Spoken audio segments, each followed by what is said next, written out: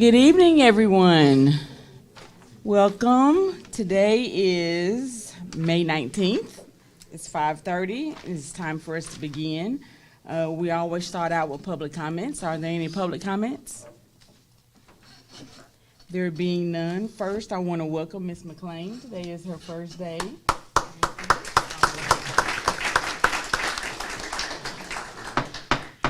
I'd call this meeting to order.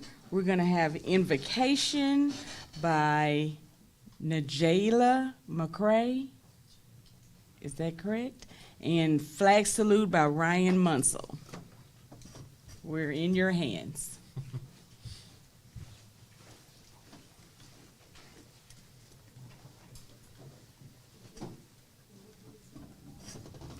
I'm sorry? You can use the mic.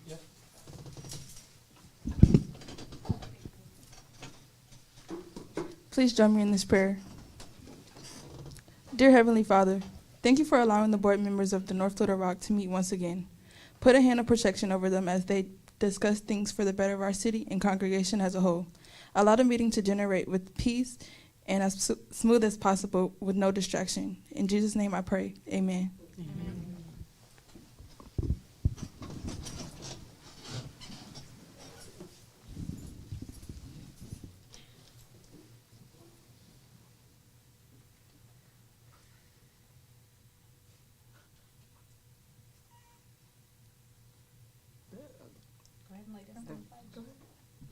The flag. Pledge. I pledge allegiance to the flag of the United States of America and to the republic for which it stands, one nation, under God, indivisible, with liberty and justice for all. Thank you. Are either of your parents here with you? Thank you. Roll call, Ms. Coquick. Here. She's here. She's here.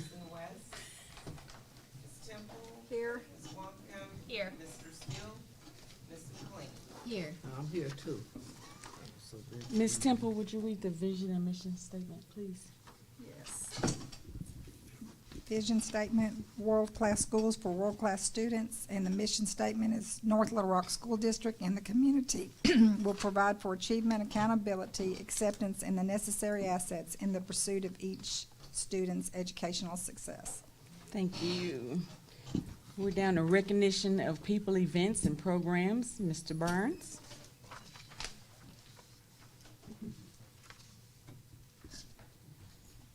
I think we want to welcome Ms. Wisnat, and our COE has our student presentation.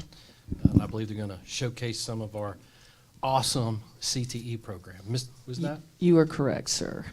I've invited several seniors to come back tonight. Each one of these come on up here, don't be shy. Yes. Each one of these represent one of our pathways. All right, and that I've told them to give, they've all graduated Yes. very distinguished in their classroom, and just give a few words about what their pathway did for them.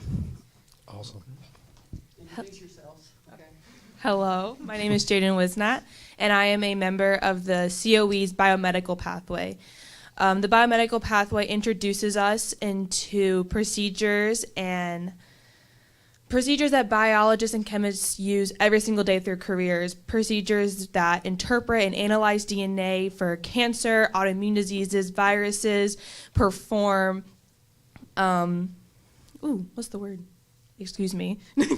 perform according to those careers every single day. I have found my love of epidemiology, which is the study of viruses and diseases through this pathway. Awesome. And every single day through that career, I am introduced to ideals and motivational things to help push me towards and prepare me for my STEM career, which I plan to be an epidemiologist with an highlight on autoimmune diseases. Excellent. Hi, my name is Kevin Lozano, and I'm a part of the criminal justice pathway.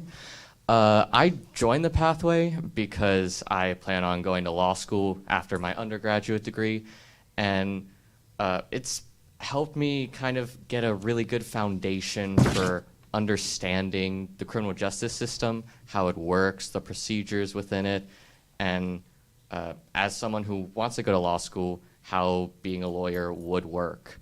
And in conjunction with my teacher, Mrs. Colley, who used to be a part of that system, she really helps to give us hands-on and real experience that we'll be able to use going forward. Excellent. Hi, my name is Angela Wynn, and I'm in the medical professions pathway. I've always wanted to be in the medical field, and being in this pathway gave me a lot of information. Like I took a CNA class, and I am now a certified nurse assistant.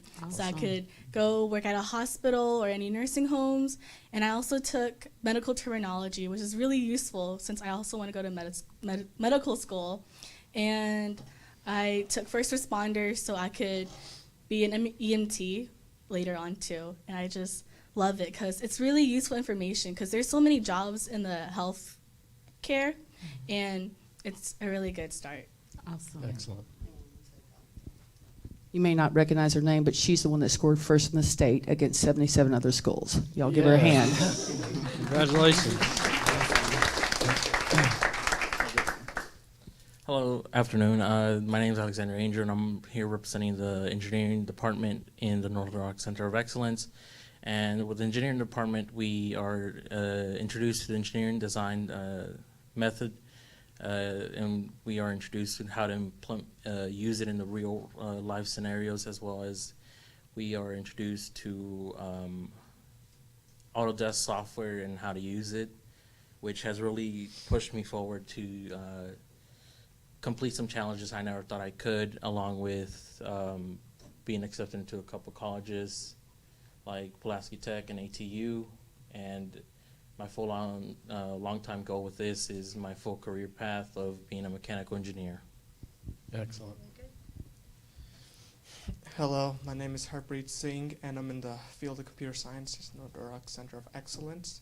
Computer science is the study of computers, theories, principles, and the development of hardware and software that helps with problem solving and finding solutions to tasks. Computer science has helped me in many ways. It led me to realize my passion for coding, for problem solving, and I sometimes use it to solve my homework. I now plan on going to the military to pursue my passion in the Air Force. Outstanding. Awesome. Hello, my name is Zephaniah Williams, and I'll be representing the manufacturing pathway. I was in manufacturing and engineering in the COE, so I'm going to kind of talk about both. In manufacturing, we have this machine in there called the CNC machine. It's what they use to create parts, to use in different products they create and all that. And in the introduction class, we were taught how to use that machine and how to code the different pathways to make the machine work so that we could program the machine to run the operation that we wanted. And we would use that machine to make parts on different things that he wanted for his class, like whether if he needed a tool. I created a wrench one time. He had a bigger wrench that fit one bolt, but he needed a smaller wrench to fit a smaller bolt. So I went in, I measured the bigger wrench, and then I scaled it down to the smaller bolt to make it fit, and we made a smaller wrench. And that's one of the things that the pathway was able to help me learn. And in engineering, we learned how to problem solve a lot. We learned how to identify problems. We learned how to assess problems, how to survey people to actually know if it was a problem or not, and how to see if it was a marketable idea or not. Actually, our final project for engineering in our senior class, we basically got to come up with our own project. My project was controller stick drift, and I wanted to find a way how to fix it. And we did research. We identified that it was a problem. We found it was a problem. And then we went through the process to figure out how to design a device that would fix the issue. And we came close. We did. We got it to work, but it wasn't quite where we wanted it to be. Oh, that's okay. Hi, my name is Daisha Young. I'm a part of the biomedical pathway, and I plan to use what I've learned to go into the biochem major so that I can become a genetic counselor. I love biomedical pathway, but I've actually been tasked with talking a little bit about how the COE does AP and helps you get a little bit further ahead in college. So I started taking AP classes in 10th grade with Mr. Joyner. Love him, we all love him. And I'm taking over half of my AP classes with him. And the COE has also allowed me to take concurrent classes separate from the actual school's concurrent situation so that I could go a little bit faster. And so because of their open-mindedness and their vision, I've been able to graduate high school as a college sophomore. Awesome. And the only reason is because Miss Wisnat. So yeah, I love the pathways. I love how open-minded and how much they let us go where we need to be, regardless of whatever the rules are. So, they say what we're supposed to do. I didn't break any rules. Let me say that firstly, okay? A couple of shout outs. I want to say that the engineering group has their EOC this year, and they have had an enormous success distinguish rate on the scores this year. Ms. McGriffin called me on that, and Ms. Kathy Rogers, who is the guru of CNA testing, has her highest pass rate of the CNA exam this year with her kids. So it really has helped our kids to come back in school, okay? And they have shown it with their successes. And these babies know I love them with all my heart. They know I'm going to miss them. I'm going to live with this one for hopefully a few more years, but otherwise than that, I chose these kids because they are successful in their field, and they took what they learned at the COE.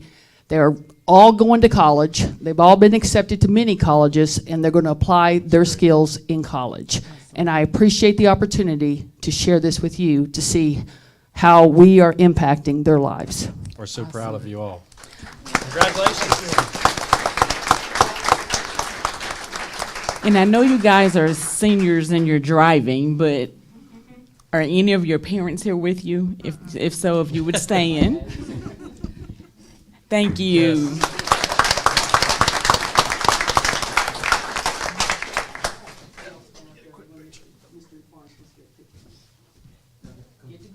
Angela, you're in front. Always picking on the short one.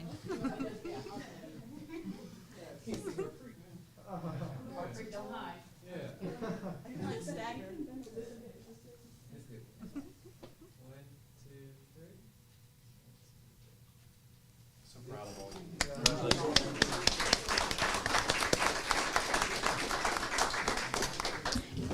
And if you haven't been to this, visited the COE, I encourage you to go through there. I had the opportunity to go to the 8th grade orientation and see some of the seniors' work that they're talking about, that they've displayed. It is awesome.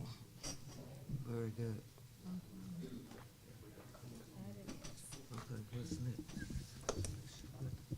Okay, Dr. Redis and members of the board, we want to first recognize our retirees for this year.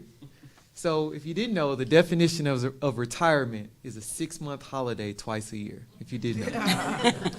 So we will recognize our employees who have served the students, staff, and this community and are hanging it up after this school year. All of our retirees could not be here tonight, but we will recognize those who said that they were able to come with a brief career summary.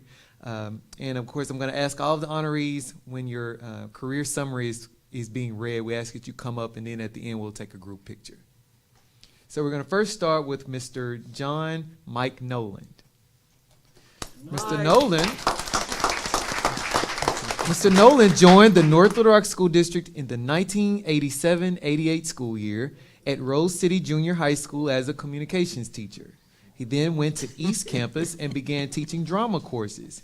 He is retiring after 35 years serving as a drama teacher at North Little Rock High School. We'll get a group picture at the end. Next is Miss Elred Watkins. She joined the North Little Rock School District in the 2010-2011 school year as counselor at Lynch Drive Elementary School. Following that, she served as a counselor at both Lynch Drive and Glenview Elementary Schools, and then eventually became the Meadow Park Elementary School counselor, and that's where she has served. She's been with the school district since for 12 years. Ms. Krebs told me she would be here. I don't see her, but I'll just read hers. She's retiring after 17 years with the district. She started in the 2005-2006 school year as an English teacher at the East Campus. She then went on to the sophomore campus and then finally North Little Rock High School. She is the beloved yearbook advisor. Miss Sarah Logan. She is retiring after 34 years with the North Little Rock School District. She started as a first grade teacher at North Heights Elementary, where she taught kindergarten and first grade. She then became a counselor in the 94-95 school year at Park Hill and Lakewood, and then became a full-time counselor at Lakewood Elementary School. She went into administration in the 2005-2006 school year, serving as the assistant principal at Indian Hills Elementary. She returned to Lakewood as the principal in the 2007-2008 school year and has been there the entire time.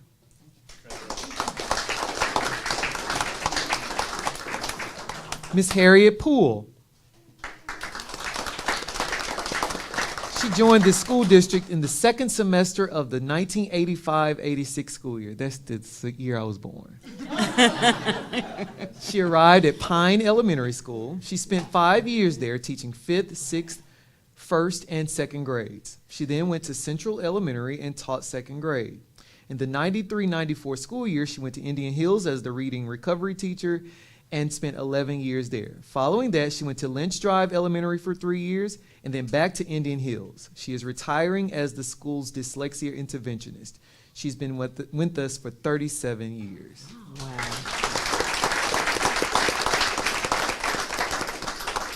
And last but not least, Mr. Brian Thomas is retiring after 36 years with the North Little Rock School District. He started his career as a band director at Rose City Junior High. He then went to Ridge Road Middle School as the band instructor for 8 years. He then went to Lakewood Middle School in the 99-2000 school year. And although the name of the school changed to North Little Rock Middle School, he stayed there. We thank all of our employees and all of our employees who are retiring, and we wish you a happy, stress-free retirement. And always remember you're a part of us.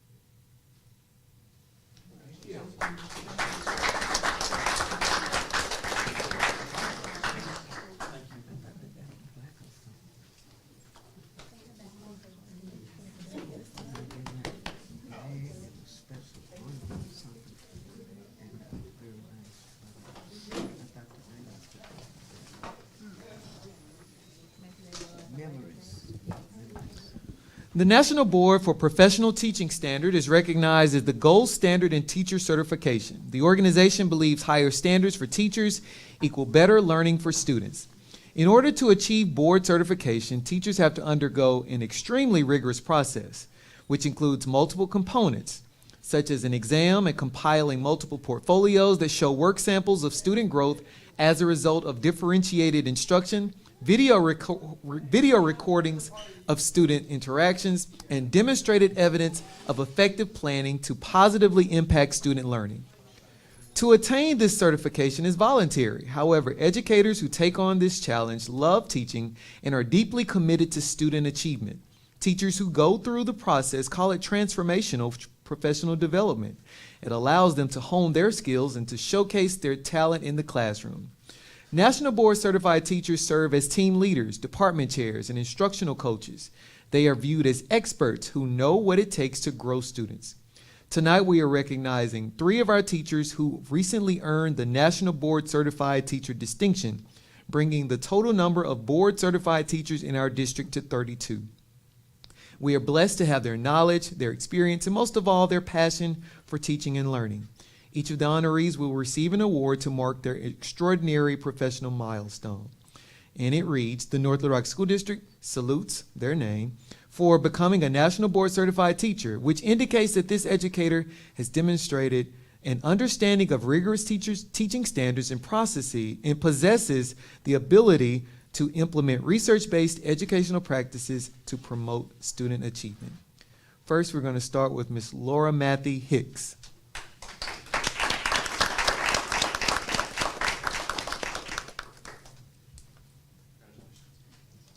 And she teaches art in the Center of Excellence.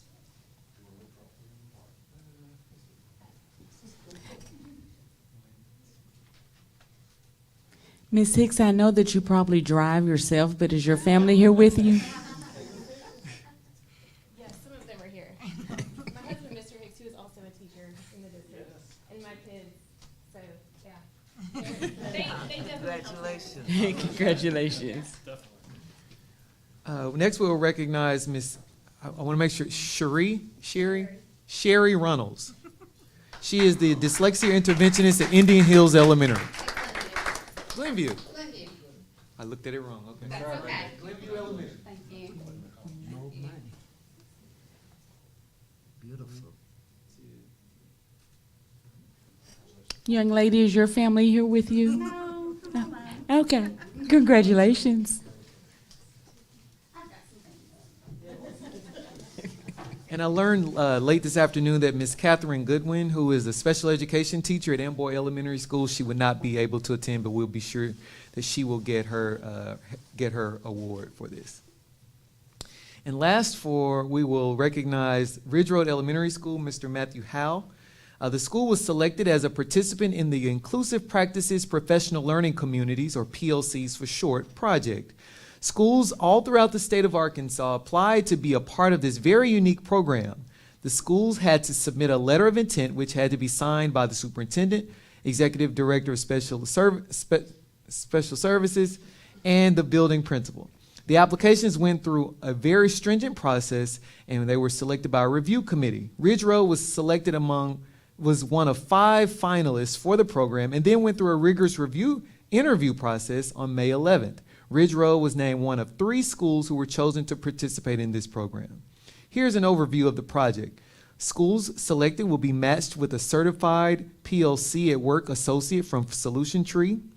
12 days of on-site support as they deepen and sustain the PLC process with a focus on inclusive practices and cultures. Schools create action plans that documents increasing student achievement through aligned curriculum formative assessment practices, improve instructional strategies. They will receive extensive professional development provided through a mix of on-site training, observation, and coaching by trained and certified associates. They will receive print and video resources tailored to the school in support of the learning. They will receive free registration at Solution Tree events, and they will also receive additional web conferences and virtual training, which will occur with the building principal and other building leaders, as well as the school's leadership team, collaborative teams, and individual teachers. Mr. Howe would not be here tonight. They're having their promotion ceremony, but we have some representatives from his school that will accept this award on his behalf.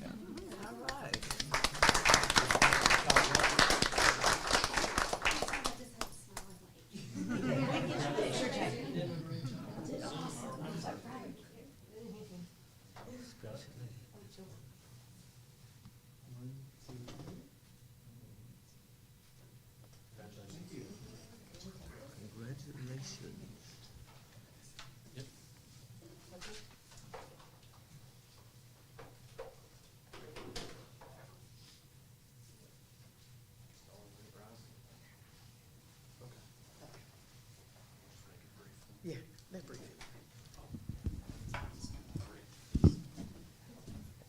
Dr. Redis, Dr. Paluski, board members, North Little Rock staff, and community. I'm a little saddened. Our 2 recipients just text, not able to make it, but we know they're doing great things, and I think their work still merits being read. Our parent North Star. Our recipient is an alumni of Northeast Senior High School, class of 1986. She is well known to the Glenview and North Little Rock community for her passion for children and spiritual motivation and support. She has an unconditional love for others and does whatever she can to help. She can be seen helping children at Glenview Recreation Center, Glenview Elementary, and other areas in our community. Directly from Glenview, this is what they said. Glenview is like a big family, and our recipient fits right in. She is always here and is able to handle anything that comes her way. She will do anything from pre-K to 5th grade, and not too many people will do that. She is a part of our Glenview PTA. She has 2 grandchildren that attends Glenview. She provides several motivational quotes to inspire staff members throughout the day. She takes daily prayer requests and helps to relieve the stressors of the hustle and bustle of each day. Our recipient is a great example of what teamwork and family engagement is. She meets the North Star acronyms, supporting teachers, achieving results. Help me salute our May North Star, Ms. Francine Smith, who is from the Glenview community. So we can clap. She may be on there listening. Some came up with the grandchildren. Our great rising adult youth mentor recipient. It is historically an African-American fraternity, was founded at Howard University in Washington, D.C. on January 9th, 1914. Many of you have heard about our neat, never ever absent or tardy initiative that many of our elementaries are being successful with, and our parents and students are very active and participating in. I did a call out to do the roll out the blue carpet, not the red, but the blue carpet. These gentlemen, members of the Mu Sigma Beta chapter of Phi Beta Sigma, sponsored the carpet, and not only did they purchase the carpet, they are meeting me at some of the schools and celebrating and congratulating the students as they walk in the schools in the morning on the blue carpet. So our great rising adult youth mentor goes to Mu Beta Sigma chapter of Phi Beta Sigma. They said they would try to be here, but they're not here, and we'll make sure they get this award. So y'all just have to tell you, in the mornings when I get there, what it is, I arrive before school starts with the blue carpet. I roll it out, and those students that arrive at 7:20, school is on time at 7:20 to 7:50. When those babies see that blue carpet and the little rainbow and balloons, y'all, they're bagging up to get on the carpet. Mama, what is this for? And then when I explain it to the parents and give them a certificate that says, I am committed to ensuring that my student is a neat student. So what happens at 7:50, I roll the carpet up. So those that are coming later saying what? Well, what's that? I said, you have to be here between 7:20 and 7:50. So it's a small gesture, but a great big meaning to help our parents get our students to school on time and then school every day, because we know if they're at school and on time, they will learn. Thank you for allowing me to do these each month. I really take this serious, and the community loves it. So thank you, and that's all I have.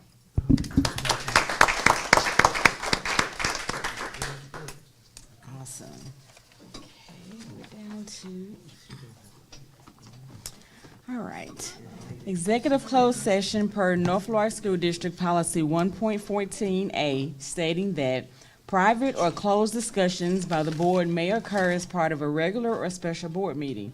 Executive sessions may be held only for the purpose of considering employment, appointment, promotion, demotion, disciplining, or resignation of an employee, or to discuss matters of pupil punishment if requested by the parent or legal guardian.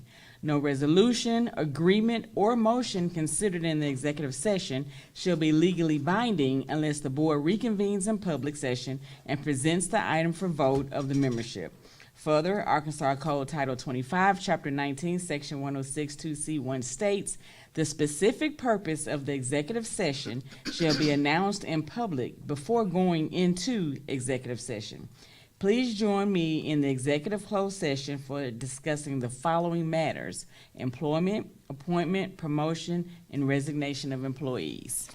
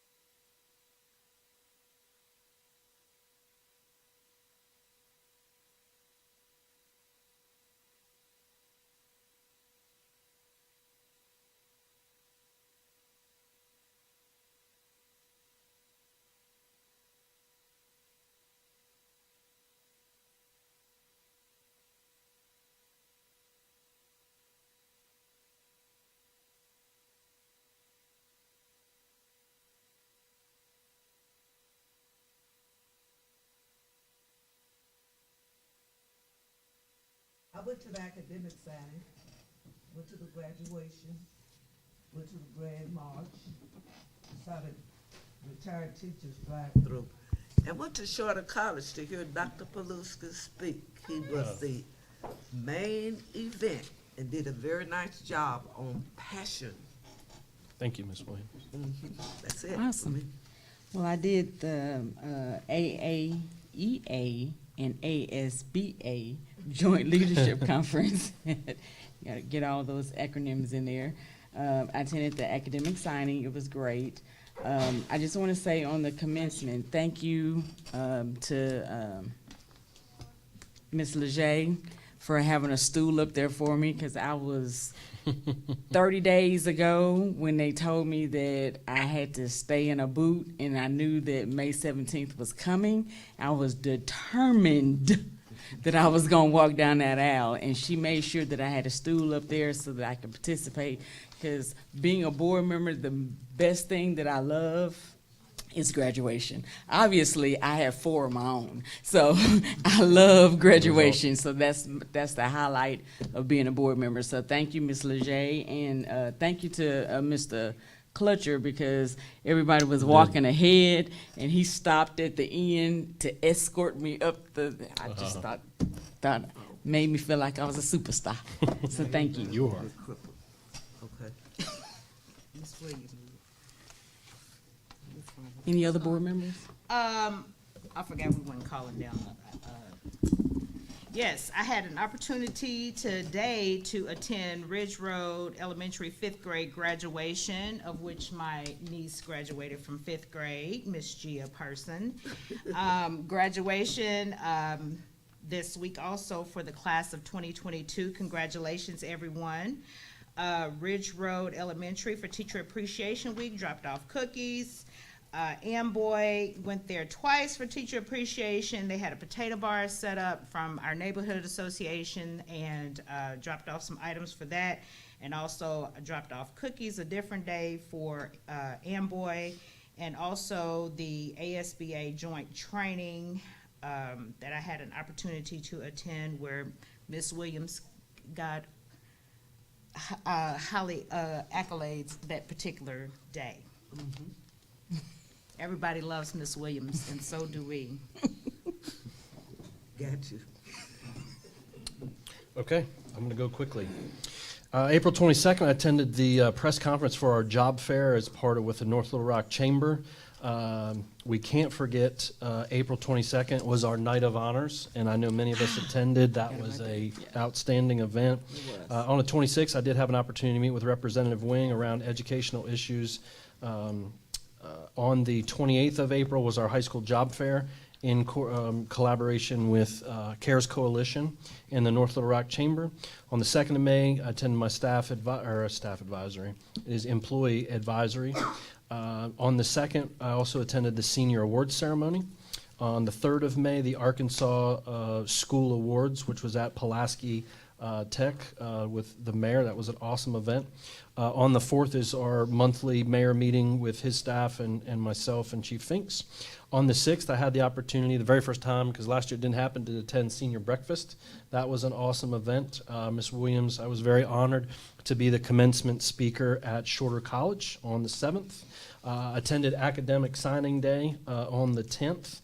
And I had a great opportunity to attend the Innovation Hub and actually a filming that's going to take place here in Little Rock called Make 48. It's a competition in which they want to involve our students as part of that process.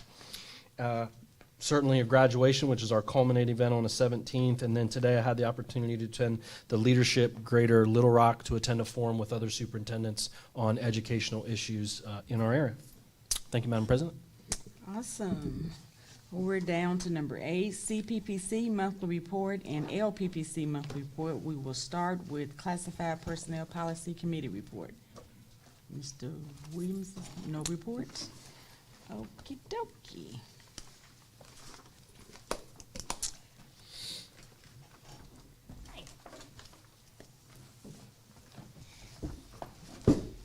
Madam President, Dr. Paluski, members of the school board. Hi, Maddie Barker in front of you. Again, this is, I believe, my last time to see you this year. It's exciting for me. Oh. I'm sure for you as well. So I'm going to go over April 25th minutes first, and then I'll move to May 9th because we've had 2 since I've seen you last. So for April 25th, Michael Stone came and reviewed the student handbook with us. That is a courtesy visit. That's not a policy issue for my committee, so it was an information item for us. And we did send him back with a little bit of feedback just from the teacher to him. Then we talked about sending out teacher retention surveys, which was part of the package that we brought you with our salary proposals, that at the end of the year we would send out these surveys to the staff that we've lost, the staff that we've gained, and the staff that we currently have to direct our policy charge for next year of what can we do better at, why are we losing people, or how can we recruit people. That is something that we are working in conjunction with HR, that they will get us the contacts we need to send it to staff that we've lost. We also talked about counselor, extending some counselor contracts, which will be brought to you as an action item later on. That I've talked to you about before, that we're using timesheets for overtime for those counselors that have historically served a longer amount. And so we've just adjusted that to cut the timesheet process out.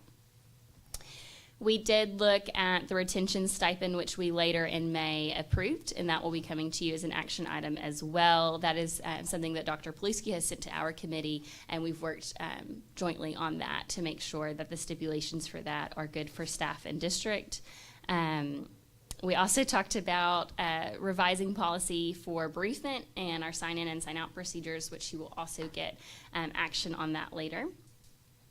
We did discuss calendar waivers, so if you remember in the winter, Jacob and I brought you, Mr. Smith and I brought you calendars that we had built and then staff voted on, and then we sent you the one that was popular majority. We explained that state law had been changed where the date couldn't be any earlier than August 22nd, so that pushed us into June, something we don't love to do but had to do. After calendars were due to the state changed their mind and said that they are accepting waivers. We decided this late in the school year we're not going back to redraft and revote and all of that. It's already been published, so we will pursue those options for the following school year. Yes. We have also discussed, but have decided to push this to next year's business. We are still getting information from HR and leadership about kind of taking their temperature on how this would affect the district as a whole, but taking our sick leave and personal leave and just generalizing it to leave. We feel that that's where industry is going anyway. It is against Arkansas state law to ask if someone was sick while they take off, so just being more compliant in that regard. Policy right now does distinguish between sick and personal, and sometimes the district has asked for proof of sick, so that's a kind of tangled web, and we're going to approach that next year. And then we also discussed changing policy to, right now we pay out leave for retirement. So if you retire with 15 years in the district, then you can get paid for 100 of your sick days. We also voted to take action to change that to include non-renew or RIF. So if you are part of a reduction in force, then that's no fault of your own. That's just changing and shifting or reorganization of the district that you can, and you have those 15 years of service. You can be included in that sick day. Okay, moving on to May. Our last action item for April was to move our meeting to May 9th. So we did take action on the retention stipend that Mr. Smith will bring to you. It's also in our minutes what the stipulations are.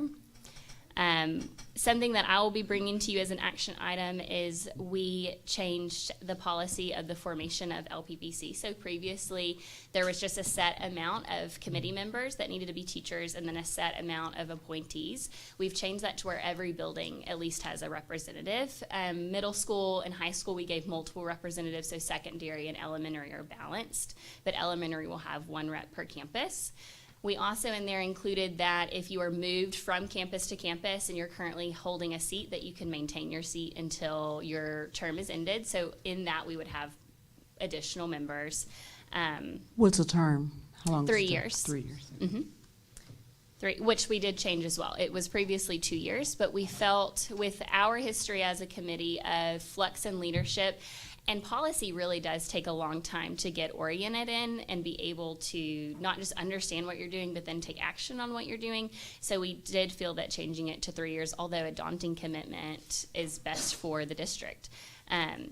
And we encouraged all of our members who were at that 2-year mark, who are then being pulled into a third, if this is not something you want to do, you may give your seat up if you need to, which is always an option. Thankfully, no one has done that. And then we clarified we had a staff member reach out to us. So one of the ways that things get put on our minutes is if staff reaches out to one of our members to ask for clarification on policy. So we clarified policy around what administrative leave is and what that looks like and what that process is.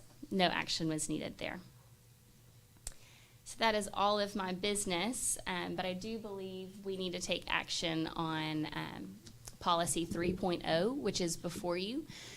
The responsibilities of the licensed personnel policy committee. It's on there when we get to action items. Okay, that was my question, is if it was now or later. Just give you the opportunity if you needed to present anything. Perfect. But then they'll take action in that section. Perfect. It's informational.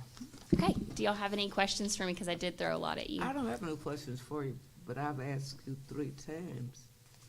I hear your report. I'm a visual person, and you keep your articulation is very good. But whatever you have in that computer, I wish you would print it out so we could see it. What I have on my computer, Ms. Colquitt also has, and it's on the screen behind you. But Okay. your report you gave was very well. But all it is just for documentation. We could go back, to what all of you said. You had said some good stuff, but it's not documented. And she doesn't take your notes over there of what you said. No, Ms. Williams, our notes that I have are our official minutes that are that when approved. I just want you to run them off. Are sent. So, Ms. Colquitt, is it okay for I missed it. with you if I print them personally and hand them to them? The request is for them to have them with their board packet, and I did not receive them.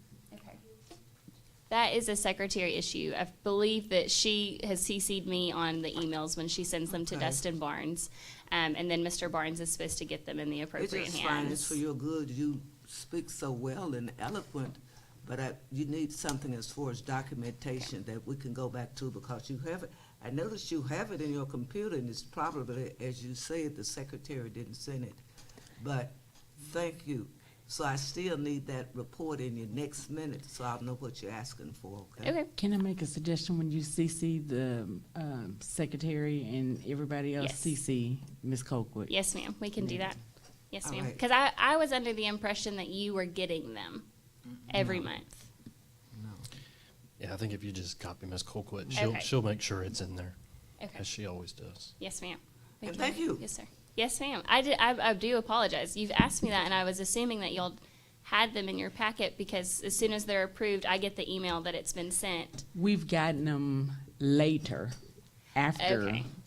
but not before. Okay. And normally we have them before you start speaking. We already know Yes. what you're going to speak on. That was my assumption, is that you did No, have ma'am. them. We Okay. have it. I will follow up with our secretary, make sure that is cleaned up before next year.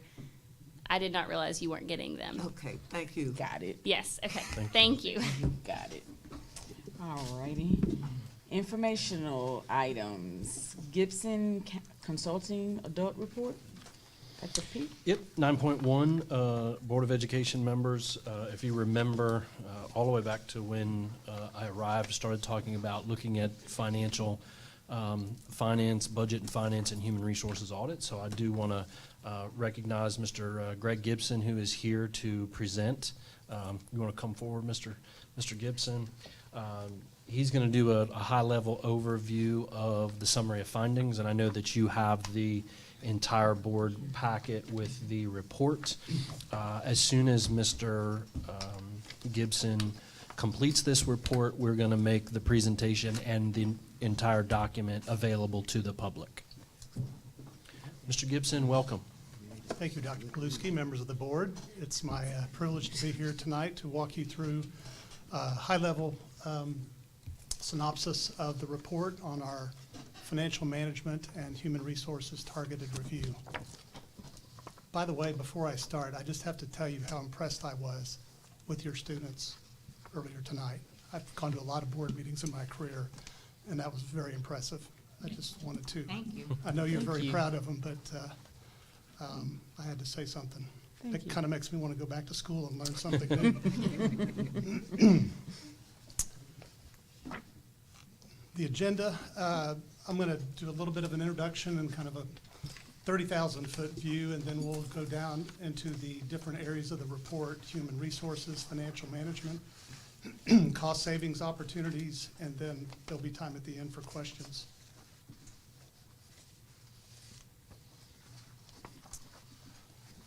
First of all, I just wanted to acknowledge the individuals, not all of the individuals, but many of the individuals that contributed to this effort. Dr. Paluski, who really commandeered this effort. Brian Brown was our liaison for the project, and his work was really important in helping orchestrate the data collection, which was massive, and the scheduling of interviews and site visits while we were on site.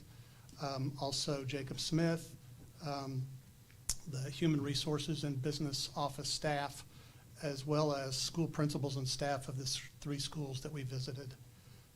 Also visited in connection with our cost savings work, your department heads in 4 different areas. And so I wanted to acknowledge their contributions as well. I just wanted, for those of you, I think some of you are new, and I just wanted to reintroduce our firm. We're an education consulting and research firm based in Austin, Texas. Our mission is to better the lives of students, and we like to do that by, we're not teachers, but we try to do this indirectly through helping school systems be more efficient and effective in what they do.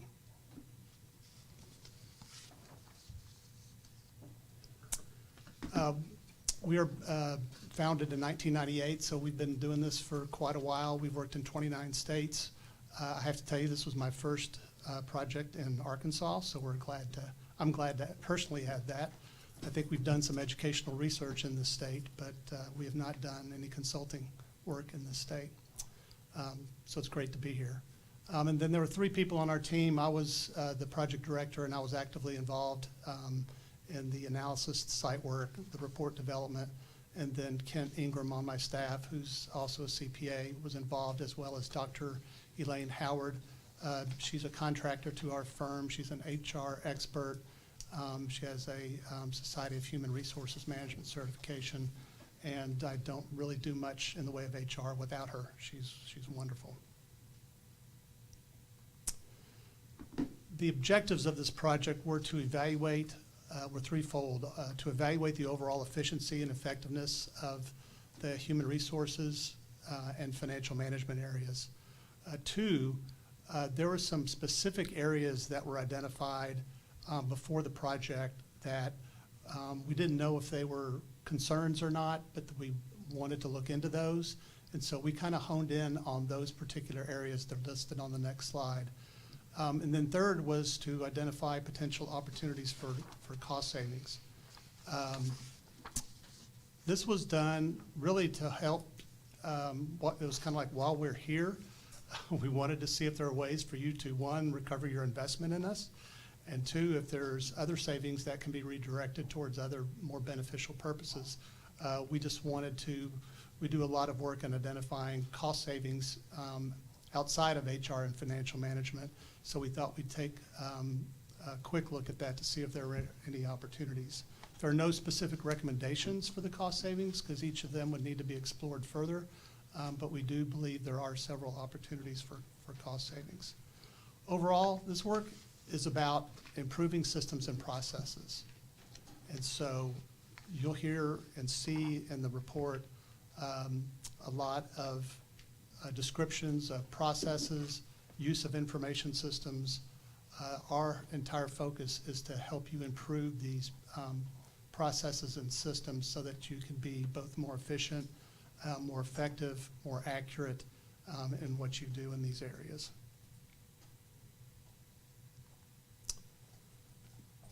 These were the 5 areas that were identified before the project. They're described in greater detail in the report. There were reports of compensation overpayments, potential pay inequities, errors in employment contracts, employee onboarding delays, procurement concerns. And so these were raised as potential issues. And what we did is, as you'll see in our report, we did what's called audit testing or transaction testing, where we actually pulled a sample of contracts. We pulled a sample of employee terminations. We pulled a sample of purchase orders. And what we do is we run tests on them. And we look at the documentation. We find out, was the procedure followed? Was it done timely? Was it done accurately? Was it done in compliance? And so that work helped form some recommendations in the report, as well as recommendations to improve efficiency. There were multiple phases to this project. Last fall, I guess it was December, we were here for site work. Before that, we collected a lot of information, staffing data, expenditure data, procedures. We wanted to understand as much as we could about your school system before we came here, so that we're exploring issues as opposed to learning things from scratch. And so we had a very productive site visit here in December. After that, we disappeared and we go back and do our own analysis. We did our transaction testing. We had follow-up questions, some follow-up data requests. That all culminated this spring in the development of a draft report and then the final report that was delivered to you this week. Bless you. Bless you. These are the major themes that came from the report. The most overriding theme was that we are underutilizing the information systems that we have. Our 2 main systems for HR and finance are eFinance and Talent Ed. And no school system is ever completely satisfied with their finance systems or their HR systems. It's very tough for the vendors, and not making excuses for them, but most of them are national products, and they have to meet not only the different needs of different states, but the different needs of different school systems within a state. And so there are usually complaints about how the information systems work. What we've learned in our work is that many times it's not that the system isn't performing the way it needs to, it's that we're not taking advantage of the system functionality that we could. And if we were to take better advantage of the functionality, that it would make our work easier, it would make our work more reliable, and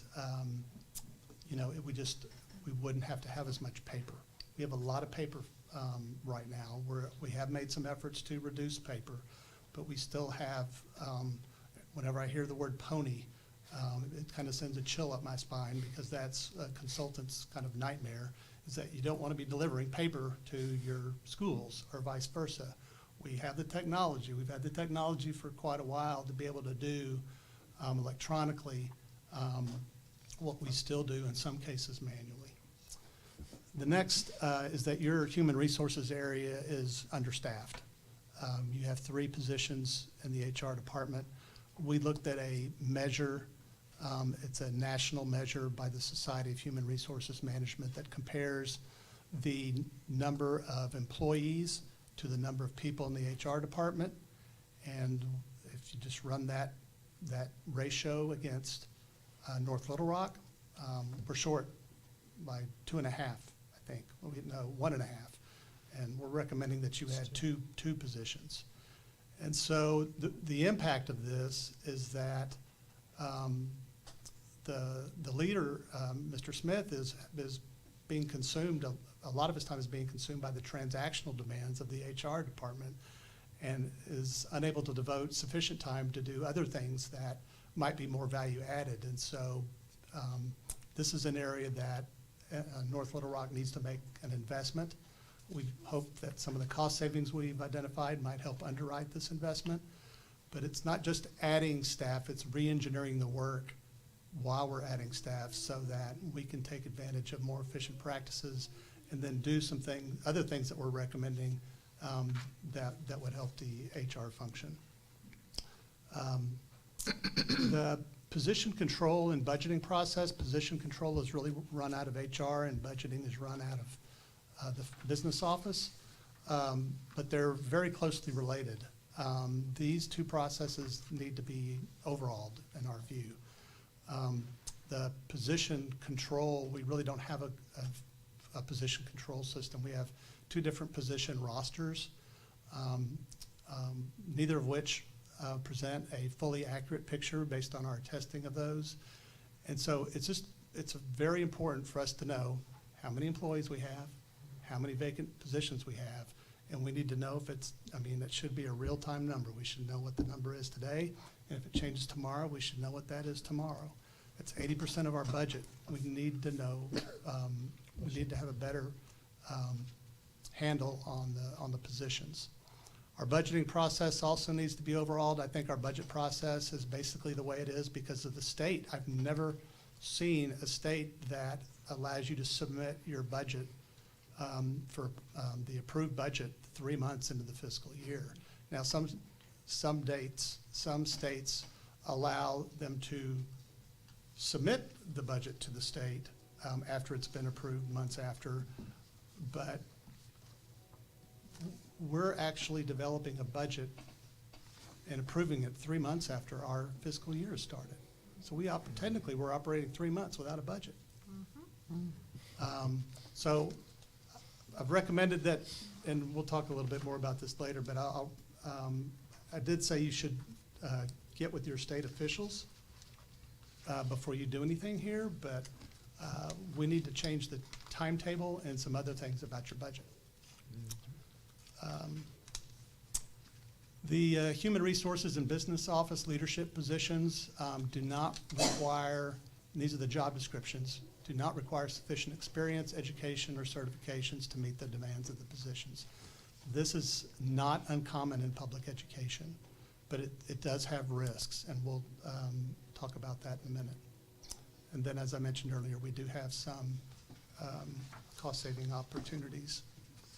So let's kind of dive into the human resources area. The tracking of performance measures is not a common practice in North Little Rock based on our review of these two areas and our discussions with some of the other departments. And so in the back of our report in an appendix, we recommend some performance measures. Some of them are efficiency, some of them are effectiveness. We think you should supplement these with your own that you think are important. But we do a pretty good job of measuring performance of our students. We need to measure more performance of us. And so those metrics will really help you do that. And I already talked about the two HR specialist positions. We think these two positions should focus on one is an HR analyst position. And an HR analyst is someone who can look at your information systems and look at your processes and figure out how to implement the recommendations that we're making to re-engineer those processes. So it's easy for us to put it on paper and show you what that process looks like. It's a very laborious chore to implement the change management practices and the training, the systems, getting the use of the systems, which I understand you're already discussing with the vendor to make some of these changes. This HR analyst will help you do that, and then also just be a good source for data analysis of your staffing data and helping provide some of the technical things behind your staffing formulas and so on. Review all job descriptions every 3 years. We looked at the job descriptions and noted some things in our report. We think there's some things you can do just to be more structured in your approach to job descriptions. It's not HR's responsibility to update them all. It's their responsibility to make sure that they get updated and that they meet the requirements of the district. And so job descriptions are usually one of the last things there are many other higher priority things in HR than a job description, but job descriptions are important for the employees, they're important for the supervisors. They're important if there's any labor-related disputes. Tightening those up would help. The next recommendation is to upgrade HR leadership position requirements. We talked about this earlier. The word "or" is used too much in your job descriptions. We can be this or we can be that. Now, if you're talking about two similar things, like want to be this HR certification or that HR certification, that's okay. Or if you want to be a CPA or have a master's in accountancy, those are pretty similar. But if you say, you know, this or that, and they're completely different fields, and neither really relates to human resources, or might not relate to human resources or the particular area. This is something you really ought to look at in all your job descriptions, just to make sure that you minimize the risk of getting someone, and doesn't mean you don't get people that can do the things that you need them to do. This is about minimizing the risk that you won't. And so that's what this recommendation is. We have a similar recommendation in the finance area. The staffing and position management, I talked about some of the concerns with the quality of the staffing data. One example is that some of the individuals are repeated because they are split funded or they have multiple jobs. But under each line item, there's a 1.0 FTE. So if you aggregate that data, those people are double counted. And so when I first saw how many employees you had, I'm like, oh my gosh. But it wasn't true because there were duplicate counts for many of the staff. And so the data needs to be to where the totals basically are validated against your actual counts. The position management module of eFinance is something I found very few school systems that liked their position management module in any software. But you need to explore it, and you need to find, get with a vendor, your HR analyst or an HR consultant might help you with this, but to have this tied to your budgeting system is really important, and to also have one source that's maintained real time, not separate spreadsheets, so that you can answer the questions that we talked about. How many employees do we have? What are they doing? How many are vacant? TalentEd is a great product, and we hear very few complaints about TalentEd, and it has amazing functionality. We're just not tapping into it. So you'll see in our report some process maps and some transaction tests related to hiring, employee separation, employee transfers, and we can basically implement software functionality in TalentEd to help with those.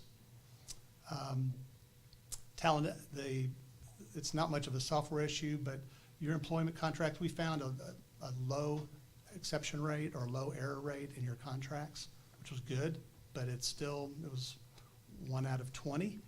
So that's not horrible, but that still means you might have 25 employees that don't have accurate contracts, which is too many. This is a high-risk area, so you really don't want to have any areas. So we've recommended some controls. Well, those just aren't showing up. These are pretty process maps in the report and on my slide, but they were just before and after slides of what the process looks like, and the before shows lots of manual forms. The after shows a lot of TalentEd, that everything's done through TalentEd. TalentEd and eFinance have this thing called workflow, where you can, it automatically routes to whoever's next in line and whoever needs to approve it. And anybody that's waiting on it can look online and see where it is. That was an issue with your schools of not knowing where things stood at all times. So that will help with that. I'm going to move on to financial management. There are 2 student data positions, I believe, under the business office. I would just consider moving those. I think the reason they might be there is because student drives funding, and funding relates to finance, but student information is generally found under information technology or under some student function, student services or something. But it was just an observation. It's one of the principles of organizational theory is a logical alignment of functions. And so finance, student information really doesn't have to do with financial management or the financial functions. There's usually a better home for that.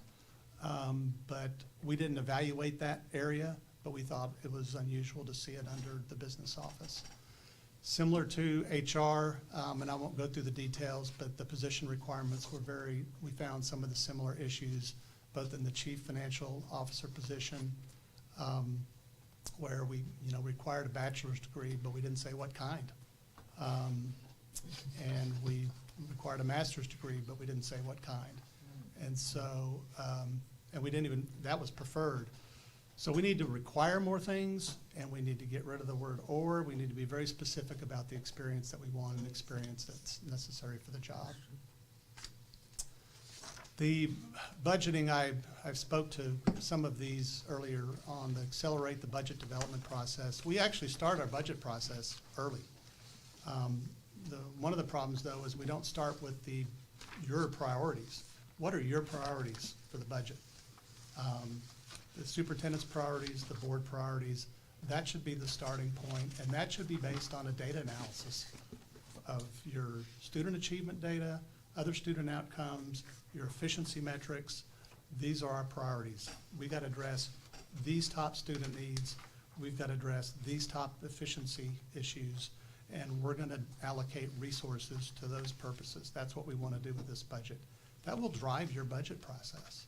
And so there's other things, formulas and other things that can be done to help you, but it's not that we're not starting earlier enough. We don't start with the right step and we finish too late. We can finish, we actually are pretty far along and could finish the budget doing our analytical work, the priorities, the analytical work, the working with the schools, refining the budgets and getting them approved. I don't think it would be very difficult for us to get this done by June. The budget book is, and I put a link in the report of a very large school system. I don't expect you to emulate an 80,000 student school system in developing a budget book, but I wanted to put it there so you could see what's possible. And the budget that is presented to you, you either get the 30,000 foot view or you get the 17,000 line item view, and there's not enough in between and not enough analysis in between to really let us know where we're spending our money. Are we spending the right amount on this area or that area?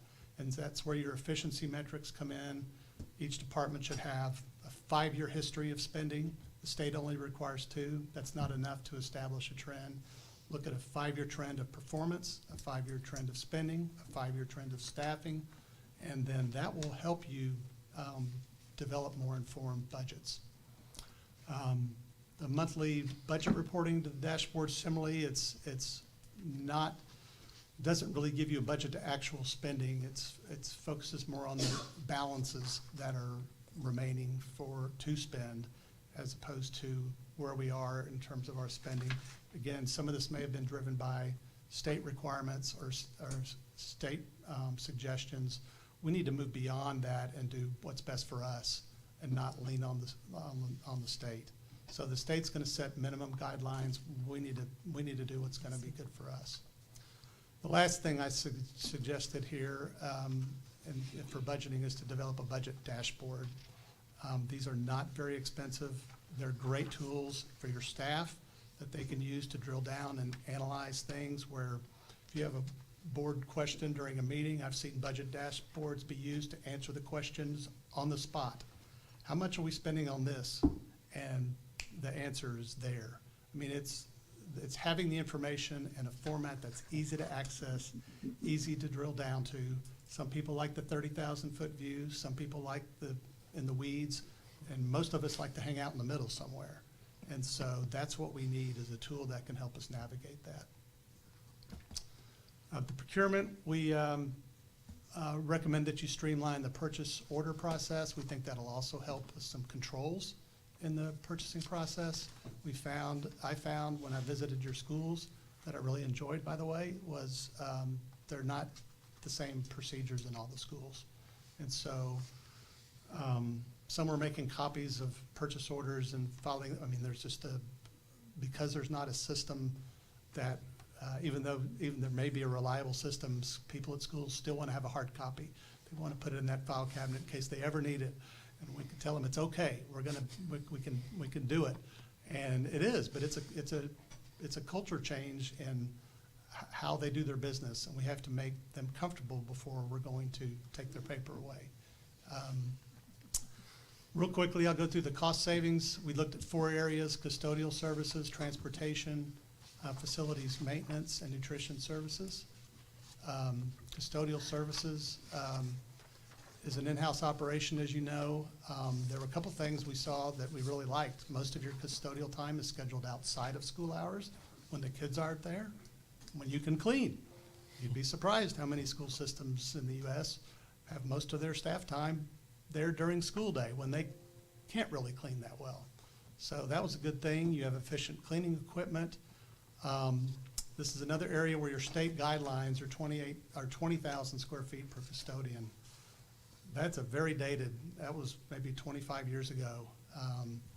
That was a guideline. The most recent guidelines that we use and we quoted in the report, we use a blended rate. They have cleaning standards for certain levels of cleaning. Your special ed and your restrooms and your cafeteria areas demand a higher level of cleaning than your classrooms. And so there's different frequencies, but the blended rate, when you blend those two together, is about 26,000 square feet per custodian. The state recommends 20. We start with that 20 when we're developing our budget, but by the time we convert that to full-time equivalents at our elementary schools, we're closer to 17,000 square feet per custodian. So this is a pretty significant savings opportunity, particularly when you look at how you budget. Now, your actual counts are in the low 20s. And so your actual productivity based on the vacant positions that you have is not bad, but the perception is that you need, a lot more positions than you have. You're over budgeted really by 20 or 25 positions based on that best practice standard. So there's some things you can do. This was the range of square feet per custodian by campus that's in the report. The dark blue bars are the actuals, so the lower means lower productivity or more staff. The higher bars are higher productivity, fewer staff. And so you've got some schools that are over 25,000 square feet, so it is possible. But there's a big difference between your budgeted and your actual because of your vacancy rates. So some suggestions for this, you can split positions across multiple campuses instead of having, if you don't need a full-time position, if the formula doesn't dictate a full-time position, add a half a position there. And if you put it after school, that can work really well. We also have a couple of other suggestions here that I won't go through, but you can consider as you go through the report. Transportation, most of your buses run 3 in the morning and 3 in the afternoon. Those are called tiers. That's great. Some of your community may complain that I see the same bus go down the street all the time, and why are they doing that? It's like, well, that's an efficient use of your buses to get 6 routes or 6 trips out of your buses every day instead of 2. You have to have a much larger fleet if they all run 2 routes. So that's good. You've also improved your bus replacement program in recent years. That's good. You recently salvaged 5 buses, but you still have a large fleet, larger than you need. If you compare the number of buses you have to the number of routes that you have, then you're supposed to have a spares ratio of somewhere between 20 and 25% usually. We have some unneeded buses. And so we can sell those, we can salvage those if we can't sell them, but we're paying insurance on them, we're paying for inspections on them, and there's just no reason to keep them if we really don't need them. Nutrition services, this is a model, we talked about performance measurement. In the last, I think, 12 months or so, there's been a development of performance metrics in this area, which would really be a model for your other departments. In this area, you're looking at things like meals per labor hour, participation rates, food cost per student. These are all the right measures that will drive performance of a nutrition services department. And so this is this is a best practice, and it'd be great for you to replicate that. So hopefully with the list that we gave you in the back, and you've got a model, that you can be off and running with this. We also noted that one of our questions when we're looking for savings is the commodities program, and I think you just recently increased your participation in the commodities program, which is going to save you a lot of money. And so we didn't have anything to do with that, but that was something we noted. The one thing we did find is that unlike the other federal programs, we're not allocating our general fund costs to nutrition services. So Title I and other federal funds allow, and the National School Lunch Program allows the general fund to allocate costs to that program because we do things for that program. We help them hire, we provide technology infrastructure, we do the books, we provide utilities to their kitchens, we provide space. We don't charge them for the space, but we incur cost in the general fund, and so that's why they have these indirect cost allocations, is so that we're not going to overcharge them, but we want to charge them for the amount of services that they would otherwise have to purchase. So this is done in all your other funds, and we think that that you should do this in this fund. We didn't find any opportunities for savings in the facilities area, but we did look at that area. But that concludes my presentation, and I'll be willing to entertain any questions you might have. All right, Ms. Williams, do you have any questions? First, I want to commend you on this book. We've learned a lot. I picked it up and I couldn't stop reading it. It's a lot of knowledge that shows that the board needs to move forward, and on some things that Dr. Paluski had already addressed to us. And now my question is, I saw where you said upgrade the business office position requirement. We have 10 people in that department. And why would you say upgrade the office position requirements? You got 10 people. I didn't understand that statement. I know they make mistakes totally, okay? But is there a saving for that we don't need that many people? I would like to hear you digest on that for me for a moment, please. Sure. 2 of those positions are really unrelated to the business office. Those are the student information. So if you put those aside, you have 8. And so you have purchasing, accounting, payroll. I mean, you have quite a few things going on there. The metrics, the national benchmarks, if you will, for an accounting department are broken down into its components. And for a district this size, those metrics don't work. I think there may be savings opportunities in this area where you don't need as many people to do this. But we won't know exactly until we re-engineer the processes. Overhauling our budget process is going to be work. If you look at that document that I referenced in the report, that's going to be a lot of work.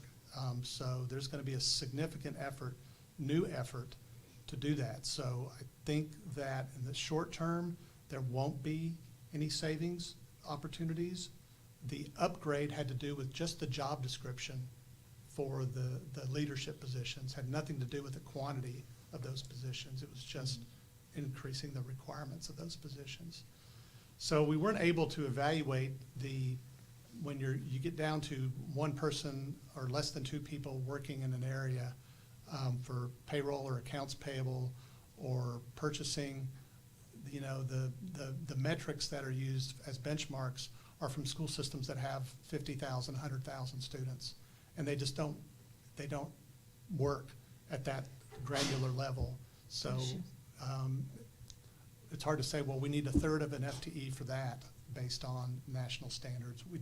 It's just some of the demands are similar, even though the volumes are higher because they're larger districts. So we are not recommending today a reduction in the number of positions of the finance office because we're putting a pretty heavy lift on them for re-engineering, overhauling the budget process, and incorporating efficiency measures into the budget process, developing a budget book.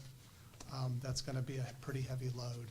I would hope that a year or two from now that you would be able to, that they would be able to come back to you and say, we've implemented this, we've streamlined our operations, we've got rid of the paper, and we are coming back to you with a smaller department budget than we did last year. Okay, and when I do board members, I will only ask one question, and we can go around so we will not, one person will not be monopolizing, okay? So you're finished? You okay. Ms. West? I think Ms. Waltham had her hand. I'm going down the Oh, okay. row. Ms. West?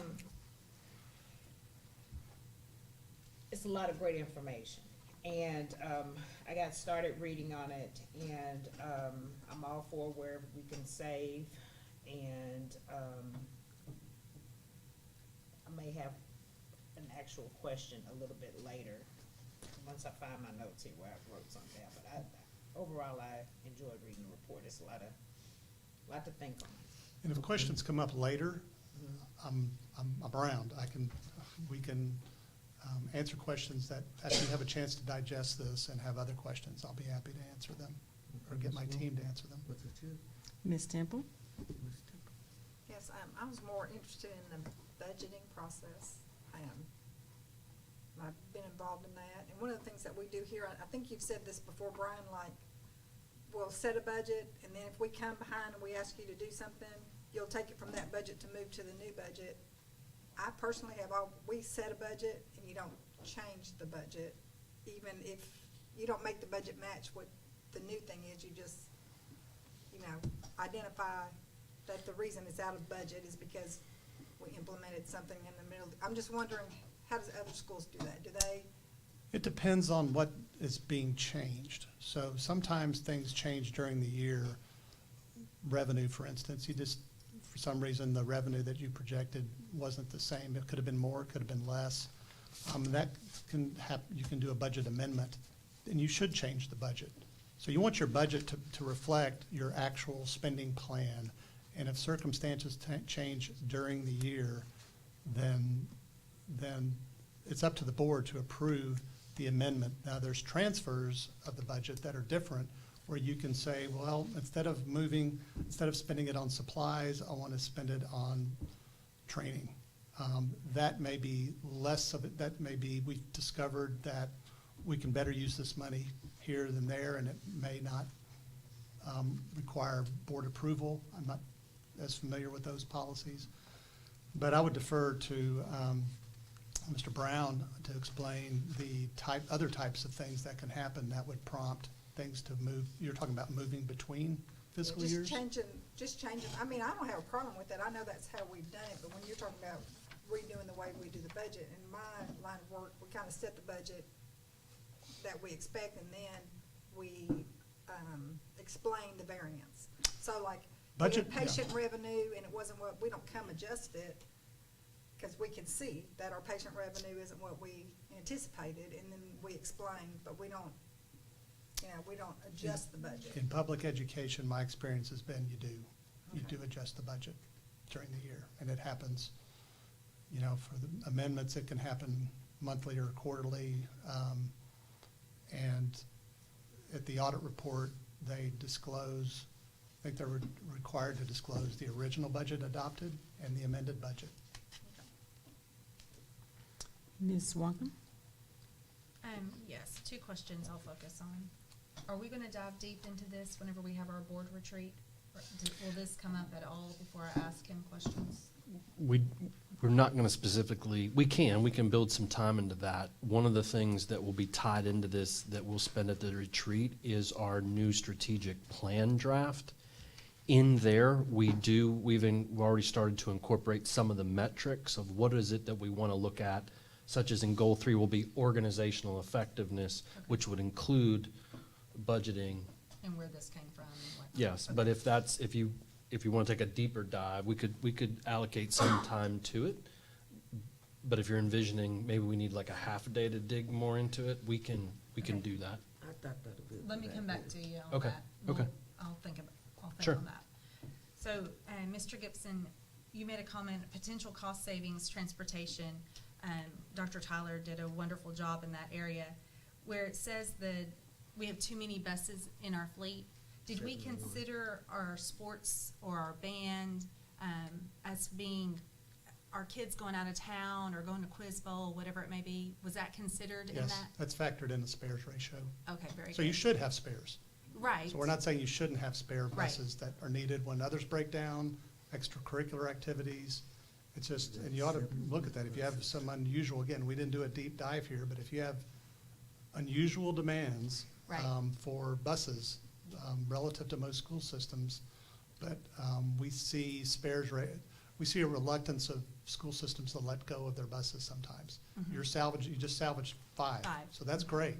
I would just look to see if you could salvage 5 more. Okay. And if that would impact your services or not, or put those services at risk. Okay, I just wanted to make sure that was factored in there when you said that. It is. Okay, so a follow-up to that is page 12 and 13, where it says North Little Rock School District pupil-teacher ratio by elementary, middle school, and high school.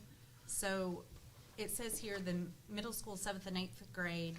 Where was the data that says that there was an error? Because here it says indicates an apparent data error, where there was 35 kid ratio to teacher. So can you? Yeah, that's one of the Help me. things we suggest that's one of the recommendations is to validate your staffing data. We did not go through and validate every individual employee.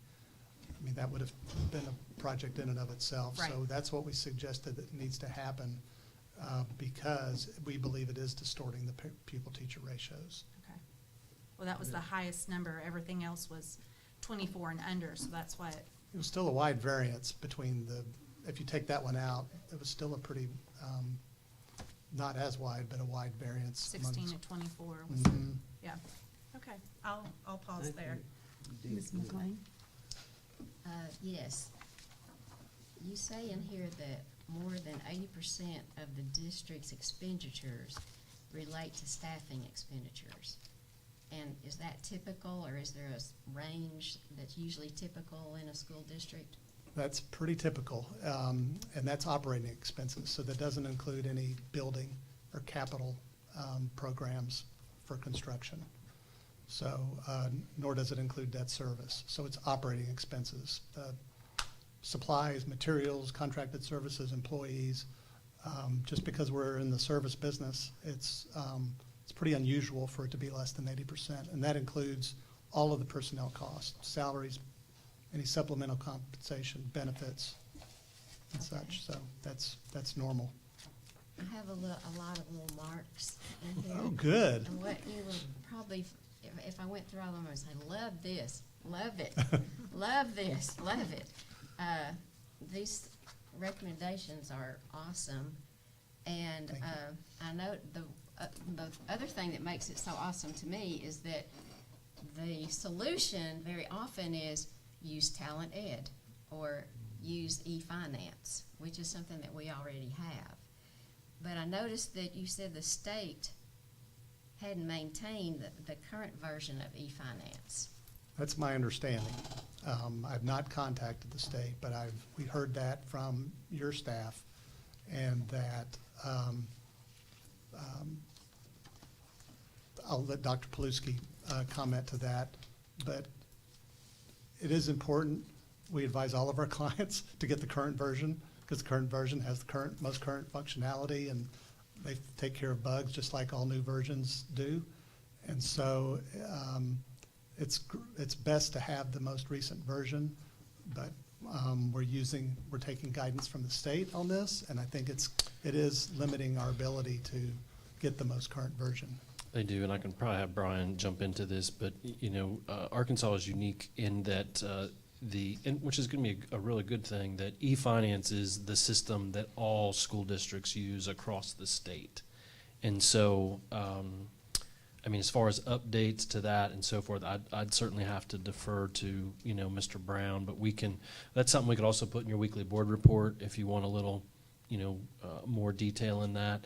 I can also say on the talent ed side that, and it's in the report, that the HR office has actually moved within the last couple months of improving the talent ed, as far as how our position control and how we're approving and the efficiency of when a principal submits. I need a fourth grade teacher to when they see it in the process. So some of these we've already kind of started, and I do appreciate Mr. Smith's getting that kind of off the ground. We've heard that from principals about, hey, it's getting better. It's more, we're getting feedback in real time. It's approved. I can start the application process. So it's definitely a work in progress. So does the state pay for the e-finance and the And I would have Brian, talent I ed? believe yes. The answer to that is yes. So we're not paying for the update. They are the ones that usually do the update, but perhaps they haven't done the update. So the state purchases the e-finance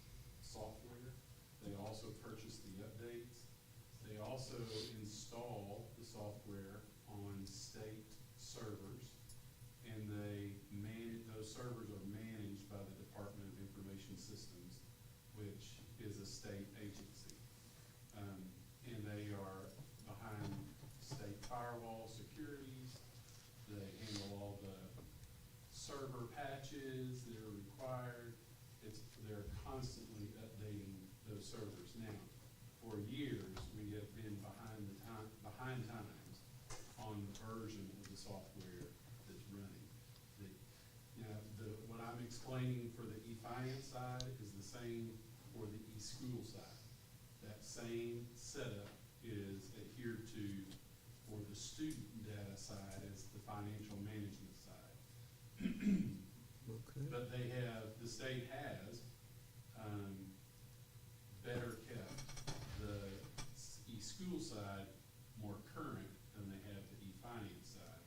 And from what we've been told in the finance area, is that it was budget constraints from the state that sort of slowed down.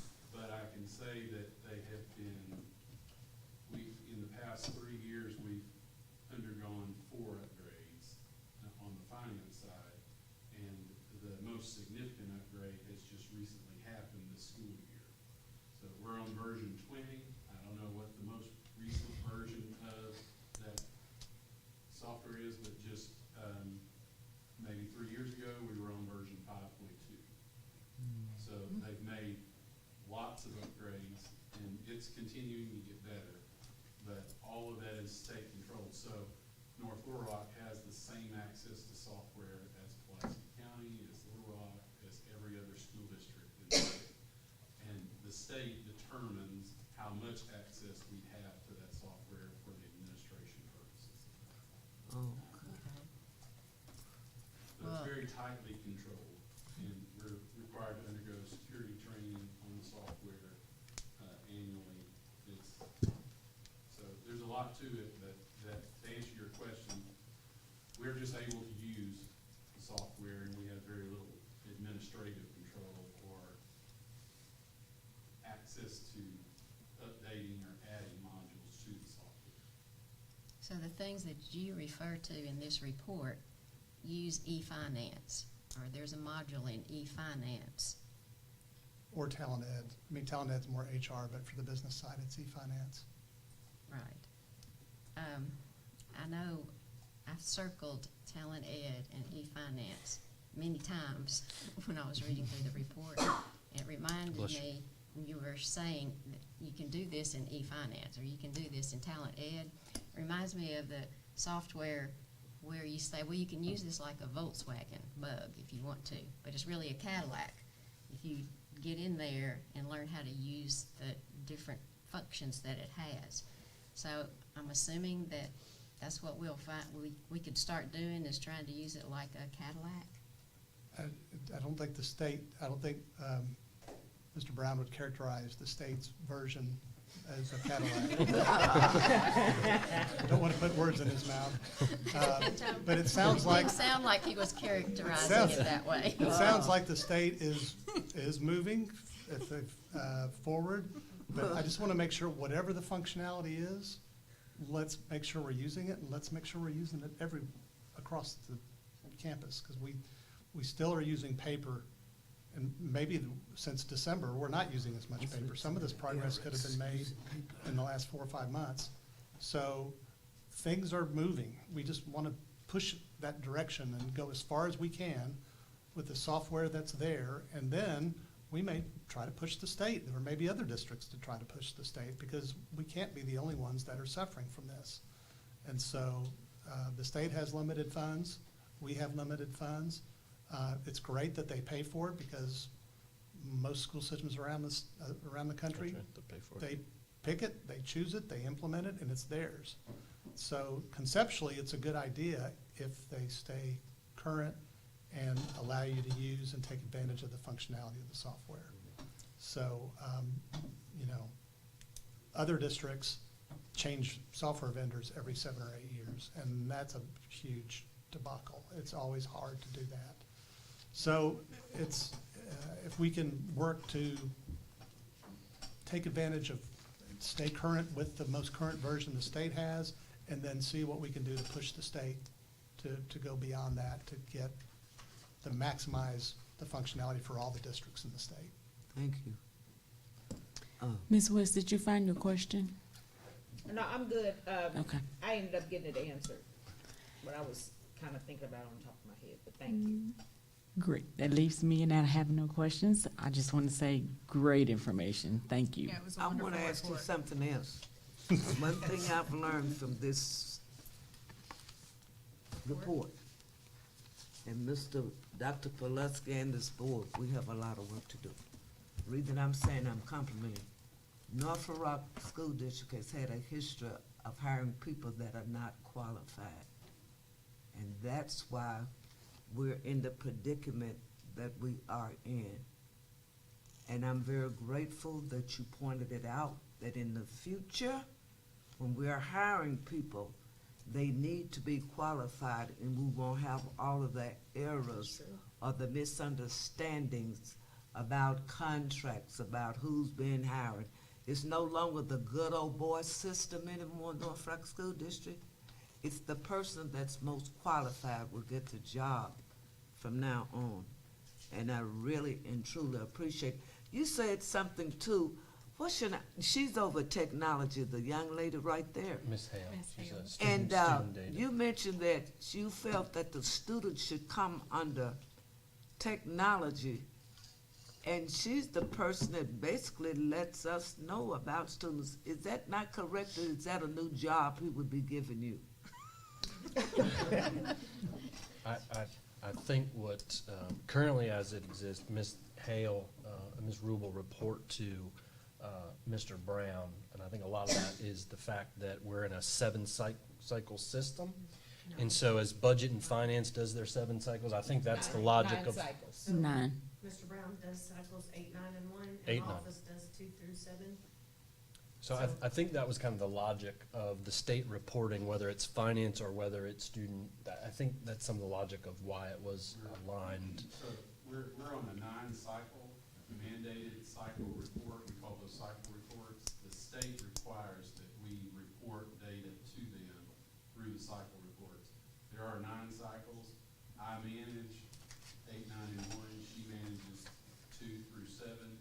But every cycle has both SMS, which is student management data, and FMS, which is financial management data, that gets reported to the state. So she and I have to work extremely close. There are errors in my system that are caused by her side, and there are errors in her side that are caused by mine. And we have to be joined at the hips to get our cycles done and get them done on time and get them reported to the state. And that's just what the state requires.